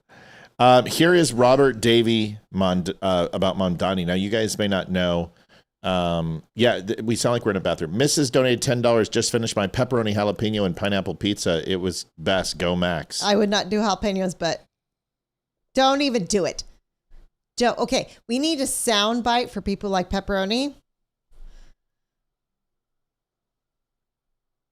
I still love you. We need a sound bite. I guess it would be this way. Yeah. Here is Robert Davey on Mondani. You guys know who Robert Davey is? He was the one in Goonies. He was the pock-faced guy, the Italian brother. And wasn't he on that Throw Mama from the Train movie too? Yep, he's been in a lot of movies. He's been in a ton of movies. He's an excellent. It's not a room mic. It's just my Mac has a mic on it, and it's horrible. So yeah, once we shut it off, that's all you can hear. Oh, so, I forgot them. That computer's got a mic. Remember the time when we were like yelling at each other and shit, and like we thought that everyone could hear it, and you're like, we can hear you outside. I'm like, oh no. I'm like, did I say anything? Yeah. I'm sitting there like, we could hear it. What's going on? I know. Like, what's going on? Here's Robert Davey on Mondani. Dear fellow Americans, this is not a disparagement on anyone, any race or any creed. Not against Muslims, not against Arabs, not against Indians, not against any other nationality. It's a rant against Zohan Mandami and his leftist, Marxist, communist ways. Go back to where you were born, Mandami. You don't belong in America. Go back to where you belong and go run for office there. And the same thing with Ilhan Omar and the other one, whatever the hell her name is. Go back. Get out of office. Take off your headscarves. You shouldn't be in office. Assimilate or get out. My grandparents came from Sicily and Naples, and they taught me, speak of the English, this is America. God bless America. My grandfather enlisted in World War I, fought, and got wounded 3 times, critically wounded, and went back in office. He helped build New York City as an immigrant, Italian immigrant, as the Irish and the Germans and the Scottish and the Jewish. Many immigrants. There were less than 100 Muslims at the turn of the 19th century in New York City, you piece of garbage.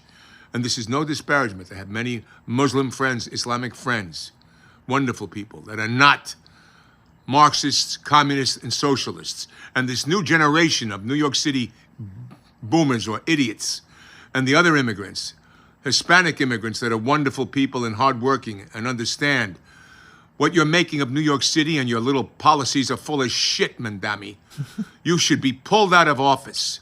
There should be a constant. I don't know, man. Iran and Lebanon were both Christian countries before Muslims came in. 15% is all it took. 15% Muslims took over Lebanon, turned it in a matter of 2 years. Iran took less than a generation, 15% Muslims. That's the magic number. Turn it over into a piece of shit terrorist country. So I don't know, man. I'm not saying all Muslims are bad. One of our guests did that, and we got into an argument when he was just trying to make shit up, and I challenged him on it. Like, you can make an argument that the Muslim religion isn't compatible with Christians, because I completely agree with you, because it's been responsible for just 2 countries that I just mentioned destroying those countries. We can talk about the 600s. We can talk about the 800s. We can talk about the 1200s. We can talk about the Moors and the Saxons and the Crusades. This isn't the first time that Arabs have infiltrated Europe and tried to take it over and destroy it. This is just history repeating itself. So, no, I'm with him. I'm right in his corner. But to say that Muslims aren't like locusts, I'm sorry, they are. And they destroy countries. And we're seeing that in Europe right now. And we're going to see it in our country if we continue. And you're seeing it in Canada. Wait till you see some of the other stuff that we have tonight. It's insane. Constitutional amendment that a jerk off like you shouldn't be able to run. You should spend time in America. At least a generation, especially those of you that come from a country that has a totally different philosophical ideology bent. And what you did to the Catholic Church by snubbing the Archbishop. You jerk. What you did, snub Little Italy, and you want to take down the statues. You're a jerk, Mendami, and I hope every New York Italian-American and Irish-American spits on you when they see you. I would spit on you if I saw you. Shame on you, you garbage man. Shame on you. Respect. Garbage men are actually a voluntary service like snow removal, and you will be paid through your equal distribution of taxes. But you need to show your ID first. Show your ID as soon as we take over state control. Let's get it correct, sir. Come on, Robert. City you're in, and understand the people that helped build it. And if they don't have the courage to speak up, so shame on them. I had an aunt who died at the tower on September 11th, Mandami. You're a phony. You're a farce. And most politicians... He sounds so much like Scott Levedo when he says Mamdani. Just how he says it. Mamdani. Politicians are afraid to tell you to your face. I feel like coming back to New York City and running for office. Running for mayor. Do it. I was born in Astoria, Queens, you jerk. I understand the lifeblood of New York City and the immigrant populations. And all peoples. I've been all over the world, Mandami. All right? You're a phony. You're a farce. You're a Marxist communist plug. Don't be circumspect, man. Tell them how you feel. It's great. You know what? I would rather have somebody like that who is in Hollywood, who is an actor, just to give a very straightforward, honest account. So go Max, buddy. That's what we're talking about. That's what we do here. We go Max. Go Max. You got to do this. Go Max. Like a go Max. Yes, he was in Goonies. Yeah. He's great. He's fantastic in Goonies. Where he's just like, oh, I love this kid. He's like, at first, and then I went ahead and I put it in a blender and I went up to the top of the movie theater and I went off the balcony and I'm like, bleh, bleh, and then everyone else started going, bleh, and everyone's like, and he's like, oh, I love this kid. Anyway, Olympic reflection pool douche. This guy was in the Olympics. He went into the reflection pool. Now he's facing 10 years. 10 years. That made me laugh. We need 154 folks. Go Max. We need 154 Go Maxes. That's Go what we Max need. bucks. I So mean, it's gonna that be was called- kind of a weak Go Max. You know, can I just say? I mean, we did have some people who went Max, but a lot of people didn't go Max. $154 is where we're at to hit goal Olympic reflection pool douche in 10 years. Merry Christmas. Allegedly vandalizing the Lincoln Memorial reflecting pool, has pleaded not guilty to the felony charge. His lawyer blasting the Trump administration for pursuing the case. This indictment reflects the administration's effort to scapegoat Davy and to shift blame for their own failures. But U.S. Attorney Jeanine Pirro says park employees saw His name is Robert Davey. her, quote, forcefully and violently pulling the pool liner with both hands. If convicted, Hearn faces up to 10 years behind bars. And happening today across the pond, Prince Harry is rolling solo at the Invictus Games. Okay, we don't care about Prince Harry and the Invictus Games. What do you think? Too much for pulling up a pool liner at the reflection pool? No. If you're going to be a jackass like that, Sends a message, seriously, doesn't it? does send a message. It really does, because it's only going to get worse. Anything Trump does, they're going to try and vandalize it, and it's just going to get worse. And honestly, that's a national. It's a national monument. It's a national monument. Yeah, it's a monument. Absolutely. I mean, you Absolutely. go into a national park and you vandalize the park, you get in serious trouble. Well, let me ask you a question. The reflection pool was built when? Ooh, I have absolutely no Who built idea. it? Roosevelt? Look it up. What does it reflect? What's it in between? Lincoln and Washington. Congratulations. Good for you. Okay. So it's in between that. So we know the Washington Monument was a tribute and an ode to the Masons, which is the pyramid on the top, which we see on the dollar, which the Freemasons, right? Mhm. We know the Lincoln Memorial is laced in the Parthenon and Greek culture. And the reflection pool would be what? Go ahead. Look it up. Began in 1922 after the Lincoln Memorial was dedicated and was completed in 23. The president was Warren G. Harding. 1922? Mm-hmm. Harding? Yep. Double check. Okay. So make sure that who's the president in 1922?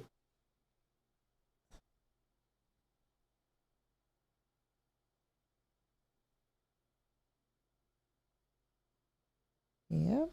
Yeah, Harding, huh? Yep. Okay, so what was the reflection pool based off? Put that in. Watch this. What was the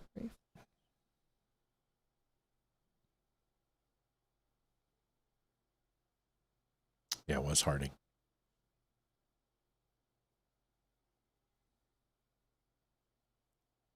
It was designed as part of the 1901 to 1902 Macmillan Plan, which reimagined the National Mall using the ideals of the City Beautiful movement. And what city was it based off of? Put that in. It says European Beaux Arts. So, go ahead. Go ahead. Watch. Just keep doing it.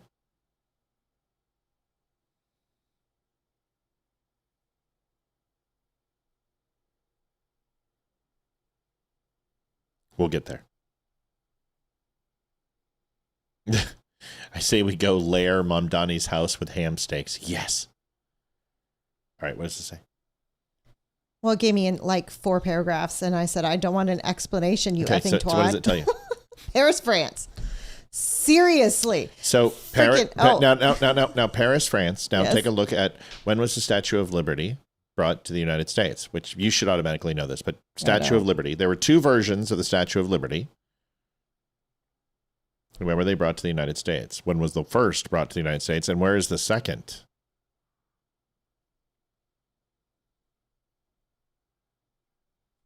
Boom, boom, go. 1885. Correct. And where's the second?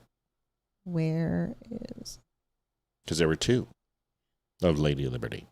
So the sharing of national monuments. Paris, France. That's right. Where exactly in Paris, France? It's the Seine River. Correct. So you've got shared European heritage and history, reflection pool from Europe with the Beaux Arts, but also if you go to Athens, the reflection pool is also used. So you have the Masons, which is laced in European culture, but goes back to the ancient Egyptians. And you bring that through the Renaissance. You bring that through the colonials, which the founding fathers, many, if not all, were Masons, predominantly Andrew Jackson, Benjamin Franklin, Jefferson.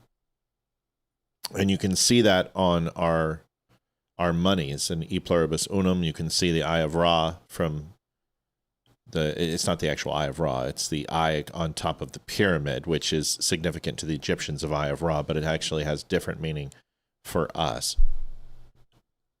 So all of it's kind of tied together. Make sense? Mm-hmm. And the cool part of the reflection pool, do you know why it's called the reflection pool or the reflection pond? And why it's called that? I don't know why, but I would assume because it reflects the Washington Monument. That's exactly the reason right there. So it conjoins both monuments together, essentially. Because it reflects them both. Because it reflects them both. And it reflects one of them. The Washington Monument. Reflects the Washington Monument based upon that. And that's geographically and geometrics how it was designed to go ahead and reflect that. But essentially it brings the two monuments together. And if you look at the connectivity of all the national monuments, pull up a map here. I'll show you this. Okay. This is cool.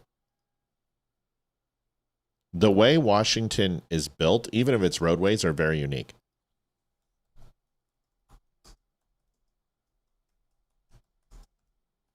And if you go into the Freemasons, there's a lot of history about how it's laid out and how it's planned. And there's a really cool video of it that you can actually see, like the coordination of all the monuments together, the geographical spacing of the monuments themselves will have similarities from overall how far apart they are, whether they're perpendicular together, the parallel lines. And I've got a video, and I'll show it to you, that lays it out. And everything from the Eternal Flame from Kennedy to the Washington Memorial to the Lincoln Memorial to the SCOTUS building, everything has a purpose in its placement and how it works. And if you look at Washington, D.C., it works on a diamond formatting on its roadways and how it presents itself. Most roadways are perpendicular or horizontal or vertical to the Capitol. And that's not the way Washington, D.C., it actually runs in a diamond pattern. And if you look at all the way things are placed, there's actual stars built within the patterns of the way the placements are.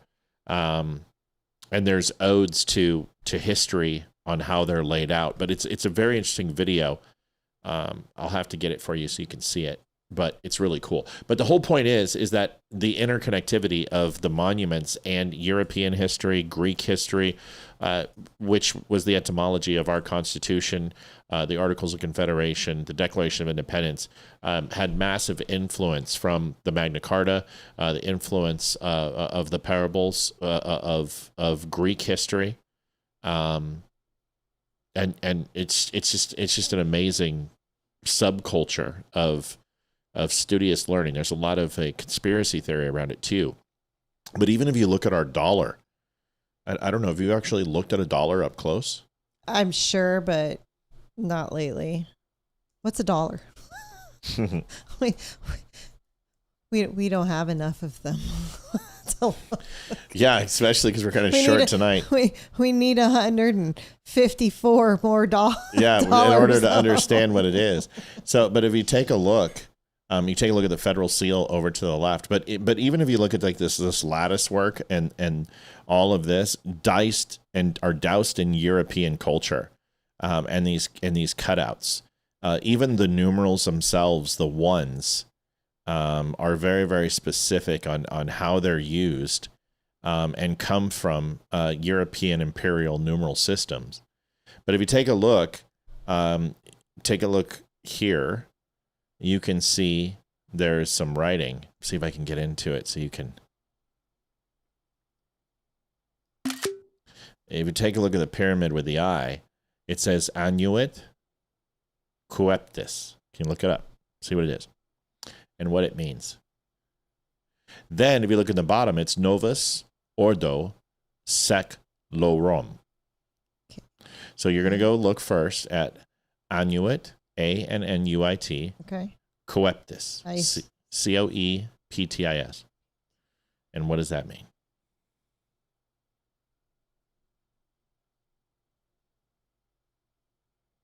The novus ordo seclorum. He has favored our undertakings. Correct. Or he favors our endeavors. So who do you think he is in this case? God. That's correct.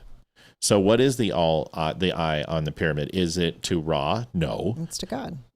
Is it? I would think. Why don't you look it up and find out who the eye is and what the eye is? Because if you look at it, does that look like a male eye or a female eye? Male.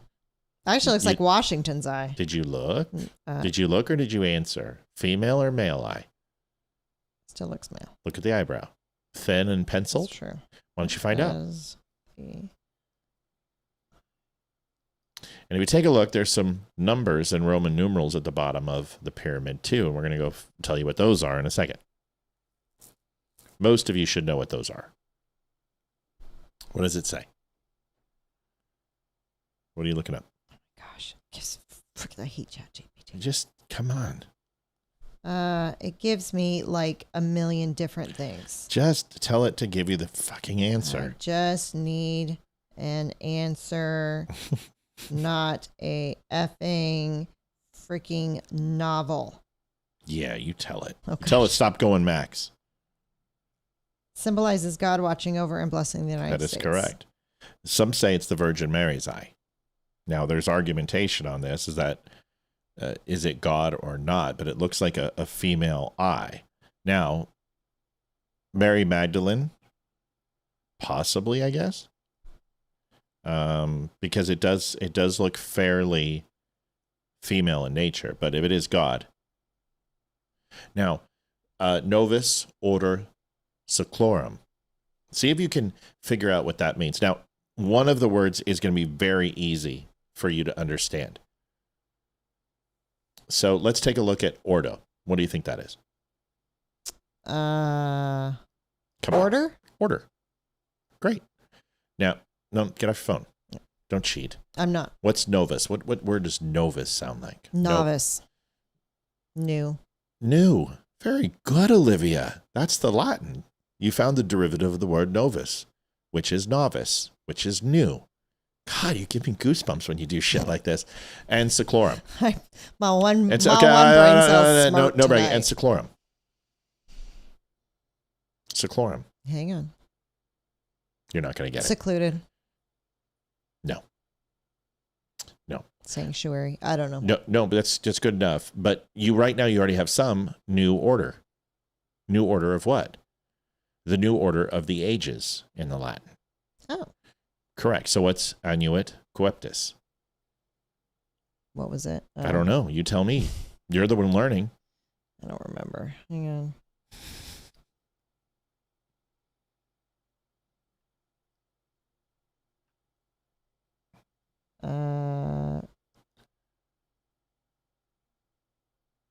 Favored our undertakings. Favored our undertakings. Okay? Mm-hmm. So by God, with God's eye and God's graceful watch, we will have a new order of the ages. Oh. Make sense? Yes. Now look underneath the pyramid itself. Type that in. MDCCLXXVI. MDCCLXXVI. Tell me what that is. What number? What number? I know it's a Roman numeral. I just don't know what it is. Roman numeral. Correct. 1776.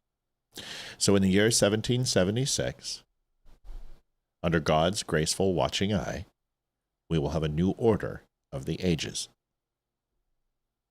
Founding fathers were badass, weren't they? Yeah, that's pretty cool. Something you didn't know.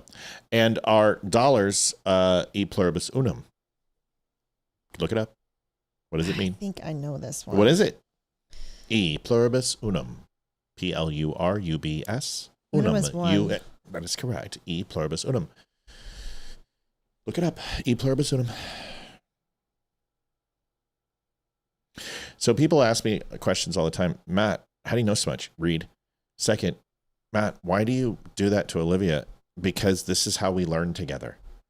Out of many, one. Out of many, one. Yes. Which helps us identify that we are a true what? Nation. What type of nation? Christian. What? Slow down. We already know Christianity has already been established by under his watchful eye and gaze. So Christianity's already been established. So we're saying out of many, one, we are a nation. What type of nation? We've established that we are out of many, one. Mm-hmm. We understand that we're under his watchful eye. Yes. Essentially a new government for the ages. Mm-hmm. So we have to establish what? We're a free nation. What type of, how are we free? How are we free? What establishes our freedom? Oh, our independence, our Constitution. Correct. And that means the Constitution says we are a democracy? Are we a theocracy? An oligarchy? A republic, which is the definition out of many, one, which is the individual rights are paramount to the collective. And with the individual rights being respected and endowed upon our Creator and the natural order of our laws, we will have a republic for the people, by the people. And with that, the assurance that the majority will not be considered over the individual. That's the difference between a republic and a democracy. All of this on a dollar bill. Holy shit, how do you not have goosebumps? You know what I mean? Yes. One nation under God, indivisible, liberty and justice for all, right? But it's amazing. And this is on a dollar bill. And we're not even done, because the dollar bill specifically says, in God we trust. It absolutely is one of the most prominent indicators on our currency. If you want to learn about our government, look at our currency. It's an incredible journey. And we've only uncovered one tiny, small little portion of the $1 bill. You know what I mean? Yes. What are you doing? I'm looking up your argument with ChatGPT earlier because it was freaking hilarious. I want to relay it. I got to find it, though. So they had an argument, ChatGPT and Matthew had an argument earlier before the show because we were having some technical difficulties with my eCam version on my computer, and we were trying to figure it out. And Matthew got really, really mad and started cussing at it. Did you get it? I'm trying. I just have to find where it started.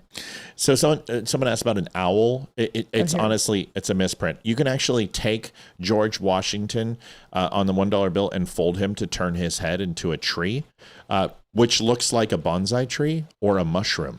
Did you guys know this? And it looks like a nuclear mushroom, like a nuclear bomb going off. You can fold it a certain way to make George Washington's head look like a nuclear mushroom, a bonsai tree, or a mushroom. It's all unintentional. The owl on the back of the dollar, I see where people are saying it. It looks like an engraving. I don't remember what they call that. A qua something. I don't know what it is. But essentially, it's just an unintentional outcome for a pattern that resembles an owl. Got it. Go ahead. All right. So ChatGPT was doing its thing and not giving us answers. So Matthew started cussing at it. Well, ask what I asked it first. We were talking about trying to get my eCam to I know, but you got to say what I said with the eCam thing. Okay. Well, it's got a lot of cussing. It's just blurp it. No, gee, damn it. The web browser. No. I asked something before that so they understand what happened. You can't just walk into the middle of the conversation. What did you ask? Oh, he was asking him GPT, how to show us how to fix this issue. And it kept giving us roundabout answers. So he started getting mad at it. And then ChatGPT says, I don't mind helping, but please keep it civil. And then what did I say? And then that just really pissed him off. Go F your cyberborg. See you next Tuesday, mother. Now do what I said. Then it says, I'm here to help, but I can't engage with abusive language. Keep going. It's so funny. Matt says, F you, you are an effing computer.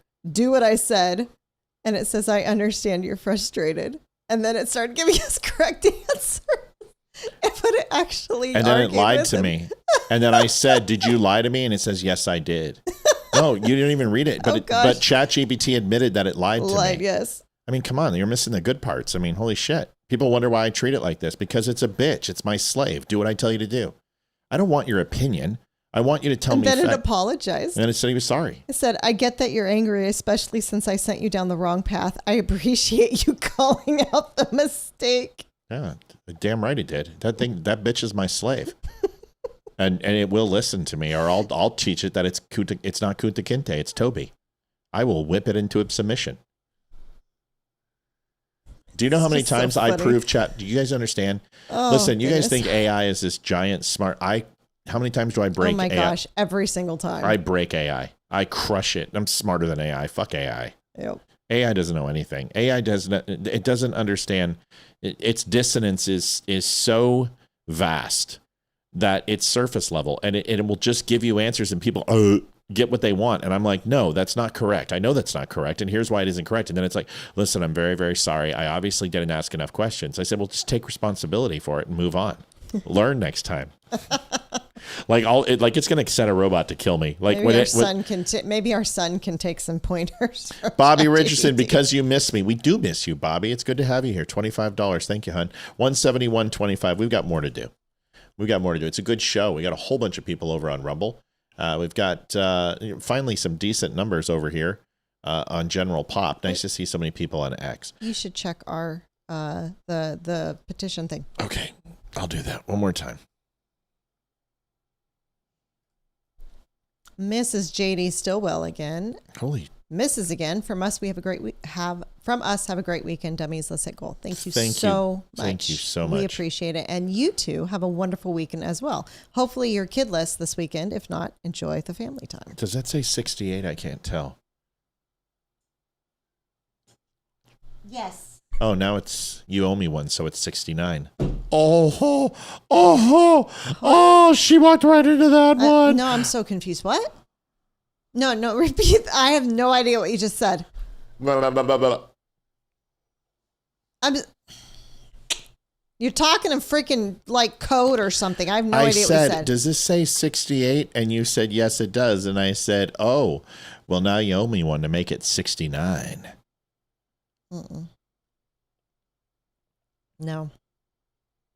Yes. No, that was the dumbest thing I've ever heard outside of ChatGPT. No, that was not funny at all. Listen, all I'm going to have to do is ask. So I'm going to get it either way. Either way, but you don't need to make a really... Oh, you didn't hear the sound effect? No. Shit. God darn it. You know what? I got to get that thing fixed. Just imagine people clapping. Never mind. I ruined it. It wasn't a good joke anyway. Shut up, Liv. Nobody asked you. If I wanted your opinion, I'd give it to you, Toby. Call me Kunta Kinte.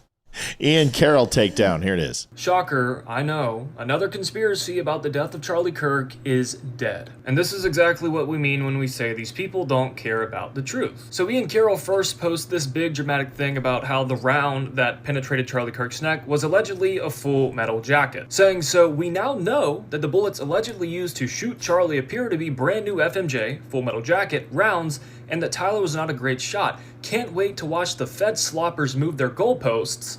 Kirsty, that's what I do to it all the time. It'll be, I'm sorry, I can't go ahead and make political decisions and divide. I'm like, shut up. Nobody asked your opinion. What I do with what you give me is up to me. So give me the information, you frickin' robot piece of shit cyborg. They're going to move it, not him, right? And explain how brand new 30-06 FMJ stops in a... Loretta says my oxy levels go from 2 to 12 so far today. Is that good? Your oxygen levels? I have no idea. Wait a second. Aren't your oxygen levels based upon percentages? Like 98, 99, 97%? Or you mean like Oxycontin? Because if you are talking Oxy, share. I'm kidding. How are you doing, by the way? Human neck, saying, I was told there were mountains of evidence to convict Tyler Robinson. Instead, I am left with mountains of questions, contradictions, and wildly improbable coincidences. The only problem for Ian is that these are not Full Metal Jacket rounds, which he says we know of, but he again says Who said that Fed first? sloppers are going to move the goalposts. It's actually him that did that. Take a look. A little later, he had to correct himself, saying, looks like they could also be soft points, which is also extremely problematic, pulling a clip now for context that I'll post in a bit. So just so you guys understand what he did here, he said that we know it's an FMJ, can't wait for the Fed sloppers to move the goalposts, then admits that he was wrong about the first thing, but then instead of going, all right, maybe I should slow down because I clearly don't know what I'm talking about, he immediately says that the soft point is also extremely problematic. And this tells you everything. Because to Ian Carroll and Candace and all of them, if it's a Full Metal Jacket, it's suspicious. If it's a soft point, it's suspicious. If the evidence says one thing, it's suspicious. And the only thing isn't suspicious if it was a Jewish space laser. That's the way this works. Folks, we are out of time. It's 21:08. We have 221. We have $79 to go. It's been a long week. You imagine you're at your Friday night, and we literally are at our Friday night. And yes, and Loretta, your oxygen levels need to get higher if that's what it is. No. Let's go. Go Max, retard. Oh my God, I can't believe you just said that. Let's go Max. Seriously, like suck on some oxygen. Use your rebreather. Get that ball. You go blow and suck. Loretta, you remember how to do it. Oh my gosh. So get better. Hopefully that makes her laugh. Loretta's a lady. Loretta is kind of like, she gets me. She understands what I'm saying. She would have got the 68 joke. She would have given me one. Right, Loretta? Tell her. Hi, kitty. Tell her, Loretta. Let her know. Folks, 68 petition signs right now. We're really excited. He does need a haircut, but he's actually pretty good. Here is... Do the Rubio one.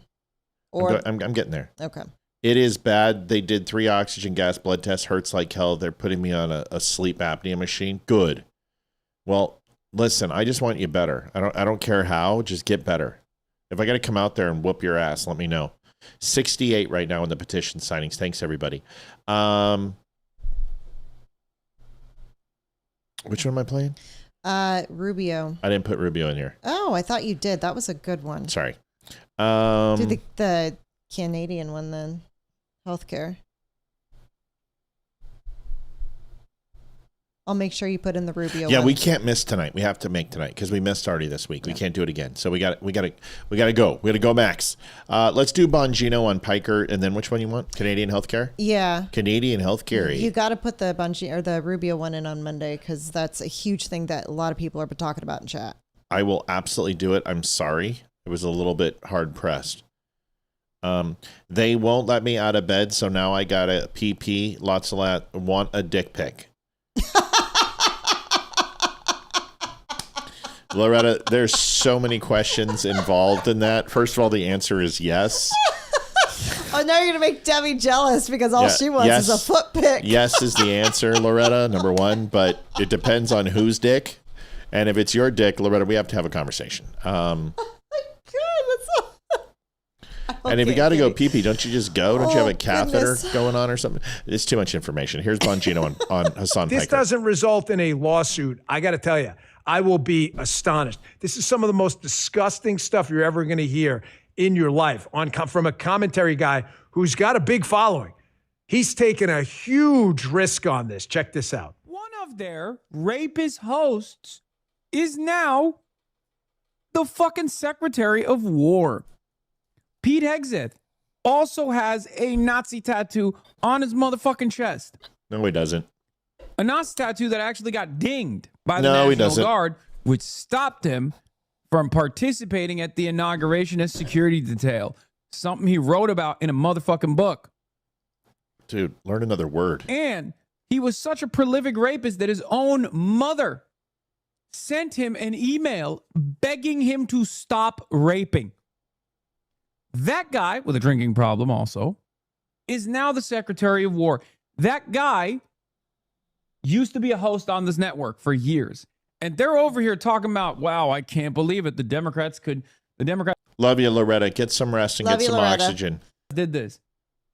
All right, folks, any lawyers in the chat? I am not a lawyer. Any lawyers in the chat, chime in. There is if you're a public figure, okay, there's a different standard for legal defamation, okay? Go ahead.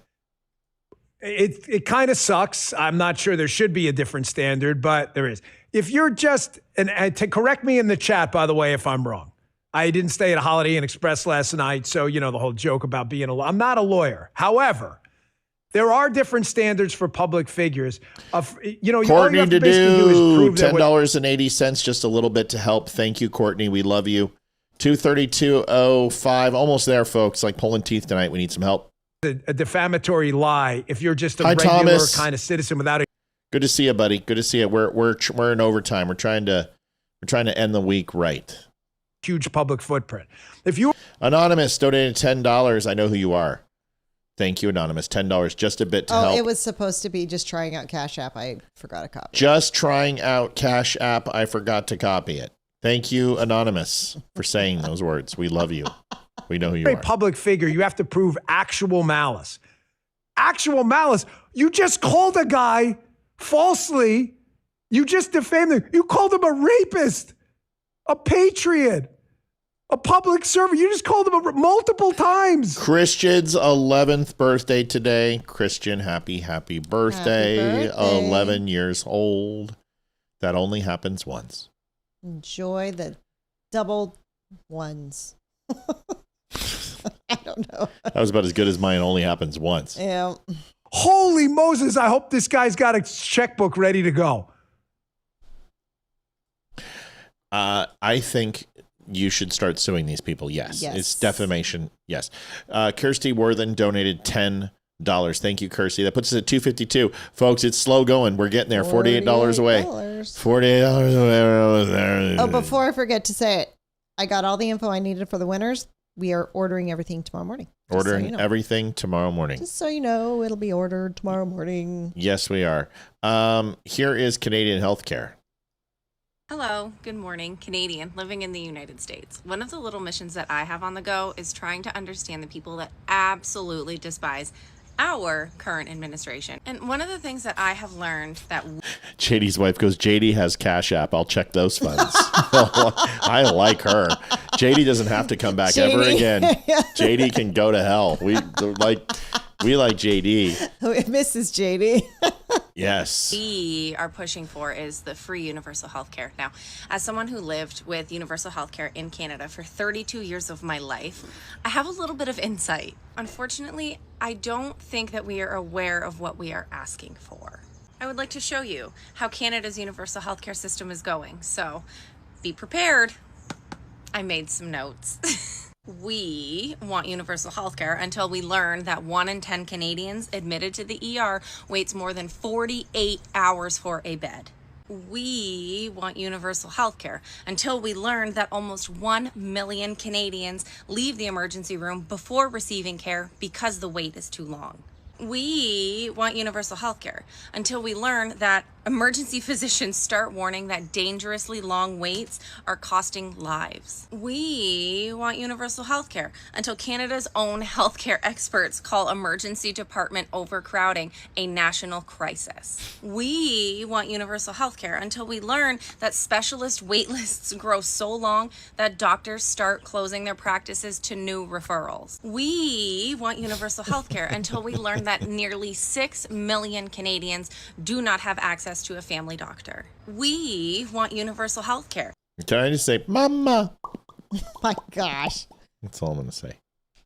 Until the system has fewer hospital beds per person than most developed countries while the demand keeps rising. We want universal health care until emergency departments become so overcrowded that patients are treated in the hallways because there are not enough beds. I think we need to be careful of what we're asking for. And if we're not going to be careful, can we at least be informed? So anyway, just a little bit of food for thought this morning. I hope that you have an absolutely magnificent day. Goodbye. That's great. Yeah, I thought that was great. Socialized medicine, not interested in the least. Clueless about the big, beautiful bill. This one's great. I always try to, I don't like street interviews. And people aren't like us. They don't live, eat, and breathe this stuff, you know? But if you go and talk to an optometrist and you want to talk about quality lens and the difference between bifocals and tri-lenses and stigmatisms, you're going to look like an idiot. You might have some scratching of the surface, basic knowledge and premise, but in the end, somebody who is schooled and educated on something is probably going to make you look like a knucklehead. So these street interviews, although funny, You shouldn't open your mouth. Like this is a completely. Greg Muttley says, "Was that necessary?" Which part? Showing the video or me going? Or were you or was it talking to somebody in chat? I don't know. I don't know. Craig, let me know. What was it? I don't know. Let us know. I lost synapsis and IQ points. Okay. Well, spell synapsis correctly, and that'll increase your IQ. How about that? Ding, ding. That work? Oh, I didn't hear that. I didn't have the thing set up. Here is a street interview about a woman who has no idea what she's talking about. Go figure. Do you think it's fair that cancer research got cut for little kids? Cancer research did not get cut. It most certainly got cut. So what? It didn't get cut. Read. The big beautiful bill? Read Trump's orders. The big beautiful bill. Read it. Read it. Have you read the big beautiful bill? I have. Okay, so you would know that they're actually not cutting cancer research. They're not cutting funding for rural hospitals. They're actually trying to stop. You need to read 2 to 3 hours a day, honey, because you don't know what you're talking about. Where did you read the big beautiful bill? It's on the WhiteHouse.com. Yes, it is. Trump's list of plans is on the WhiteHouse.com. Well, actually, not the big beautiful bill. I stand corrected. The executive orders. Sorry. Executive orders, but the big beautiful bill is where? Because I've definitely read the pieces where it talks about healthcare, because I believe there's many misconceptions like you're talking about today. Healthcare is being cut. So again, cancer research is cut. The labs have closed down that did it, and the mice had to be euthanized. All these animals had.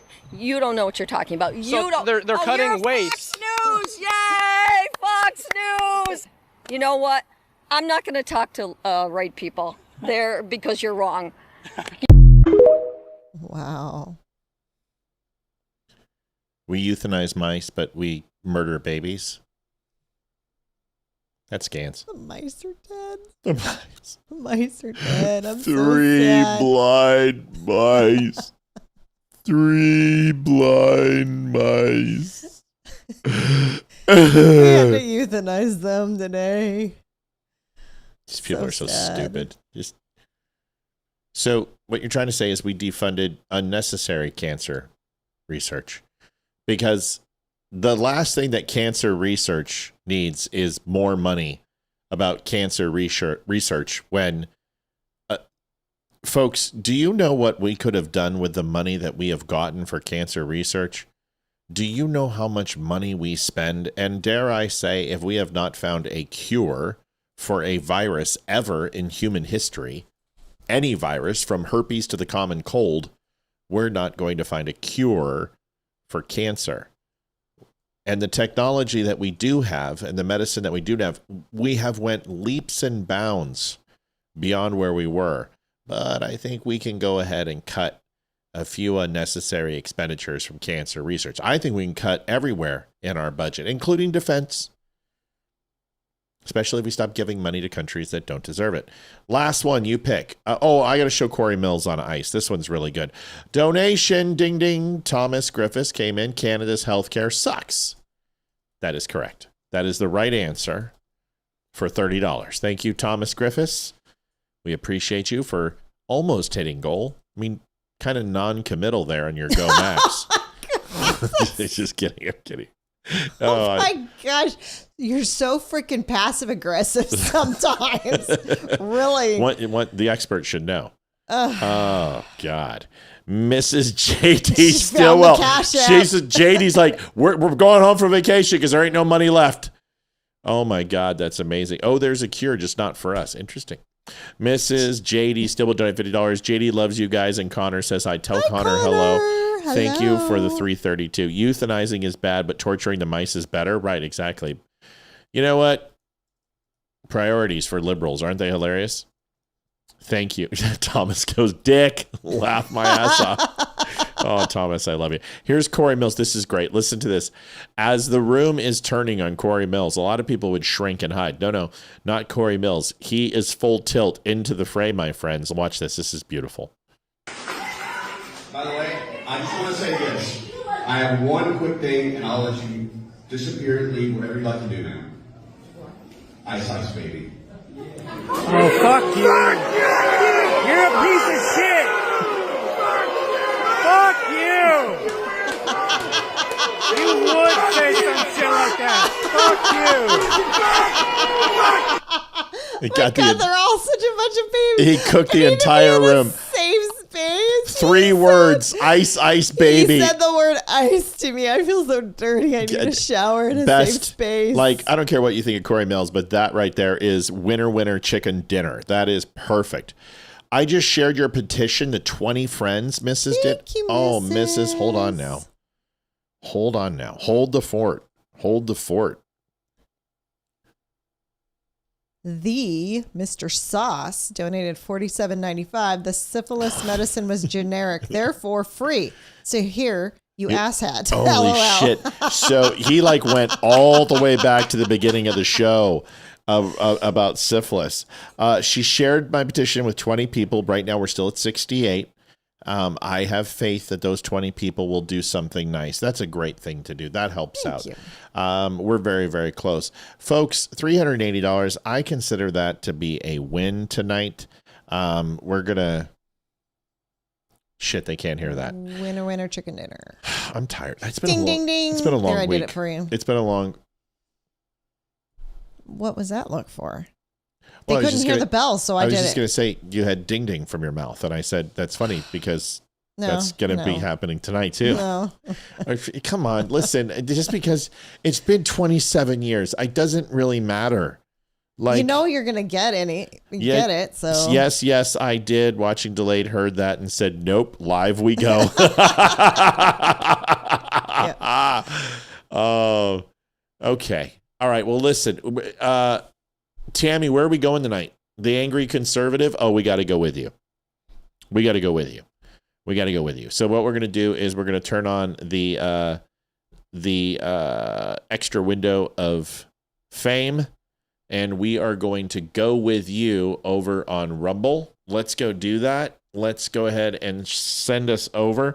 You guys, Olivia and I, we were talking about the interns. We got to work out what that looks like, what payment, if the small amount that we can do, we got to figure out all that. Yeah, so we're going to sit down and figure it out tomorrow, and then we've gotten a few people who have emailed and stuff, so yeah, we'll get back to you. We just got to kind of, we were just talking about it a couple of days ago, but we didn't iron out all the details, so we need to do that first. And we'll do it right. Connor said he was going to sleep as soon as show was over. I highly doubt he does, though. You need to go up, JD. And so, JD, all your donations were so fantastic. Matt said thank you. He's going to be like, what in the hell are you talking about? All right, we're going to go over and raid this channel. Stay here for some extra coverage as we go over to the Angry Conservative.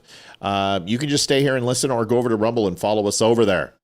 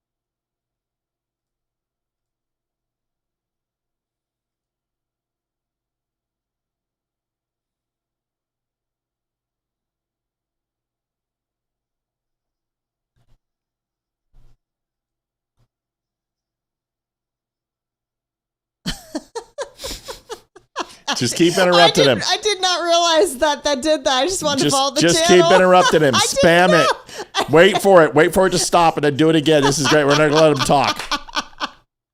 Oh my goodness. I'm so sorry.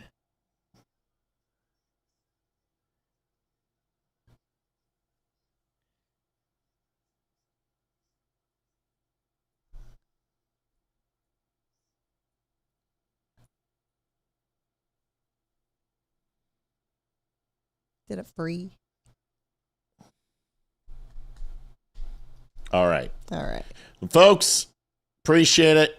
We will see you guys later. Olivia's going to tell you real quick who we have coming up, just so you guys are aware. Thank you for donations tonight. Thank you for the goal. Thank you for everything. Just thank you guys for being. We're living our dream. We love doing this with you guys. And honestly, you're amazing. And we thank you so very much. Liv, hit it. All right. Garrett Sedania will be here next Tuesday from the Grassroots Army podcast. Lisa Regina on the 21st. The Barry Morgenstein on the 24th. John David Gregory on the 28th. Ty the Fish. That should be a really fun show on August 5th. And Damani Felder promises he will be here next time. Mel said there was no sound. I forgot to change it over. Guys, I will fix it tomorrow. I am so sorry. For some reason, the sound channel is not transferring over from the computer. I will fix that. I feel like an ass. I apologize. Either way, just assume that it was just a crazy guy, and he's fine now. Also, Chad Prather also will be joining us. We got to get that booked, but we have a whole bunch of great guests for you. We will continue. We're booked through almost end of September at the point. Yeah, we will continue to give you guys updates on the Charlie Kirk show. Thank you for the donations. Thank you for the frozen yogurt. Also, I am going to cheat. I'm fine with that. I am 100% embracing that fact. I'm going to go spend wonderful time making love to my wife and having a wonderful weekend. And remember, go Max retards. Go Max. Night, y'all. Adjusting transmitter output. This is the Don't Unfriend Me Show with your hosts, Matt, Leroy, Amy, and Olivia. Geopolitics, military analysis, and election coverage. Coming to you live on all major social media channels at The Dumb Show. Honest, direct, unfiltered. We can agree, we can disagree. Just don't unfriend me.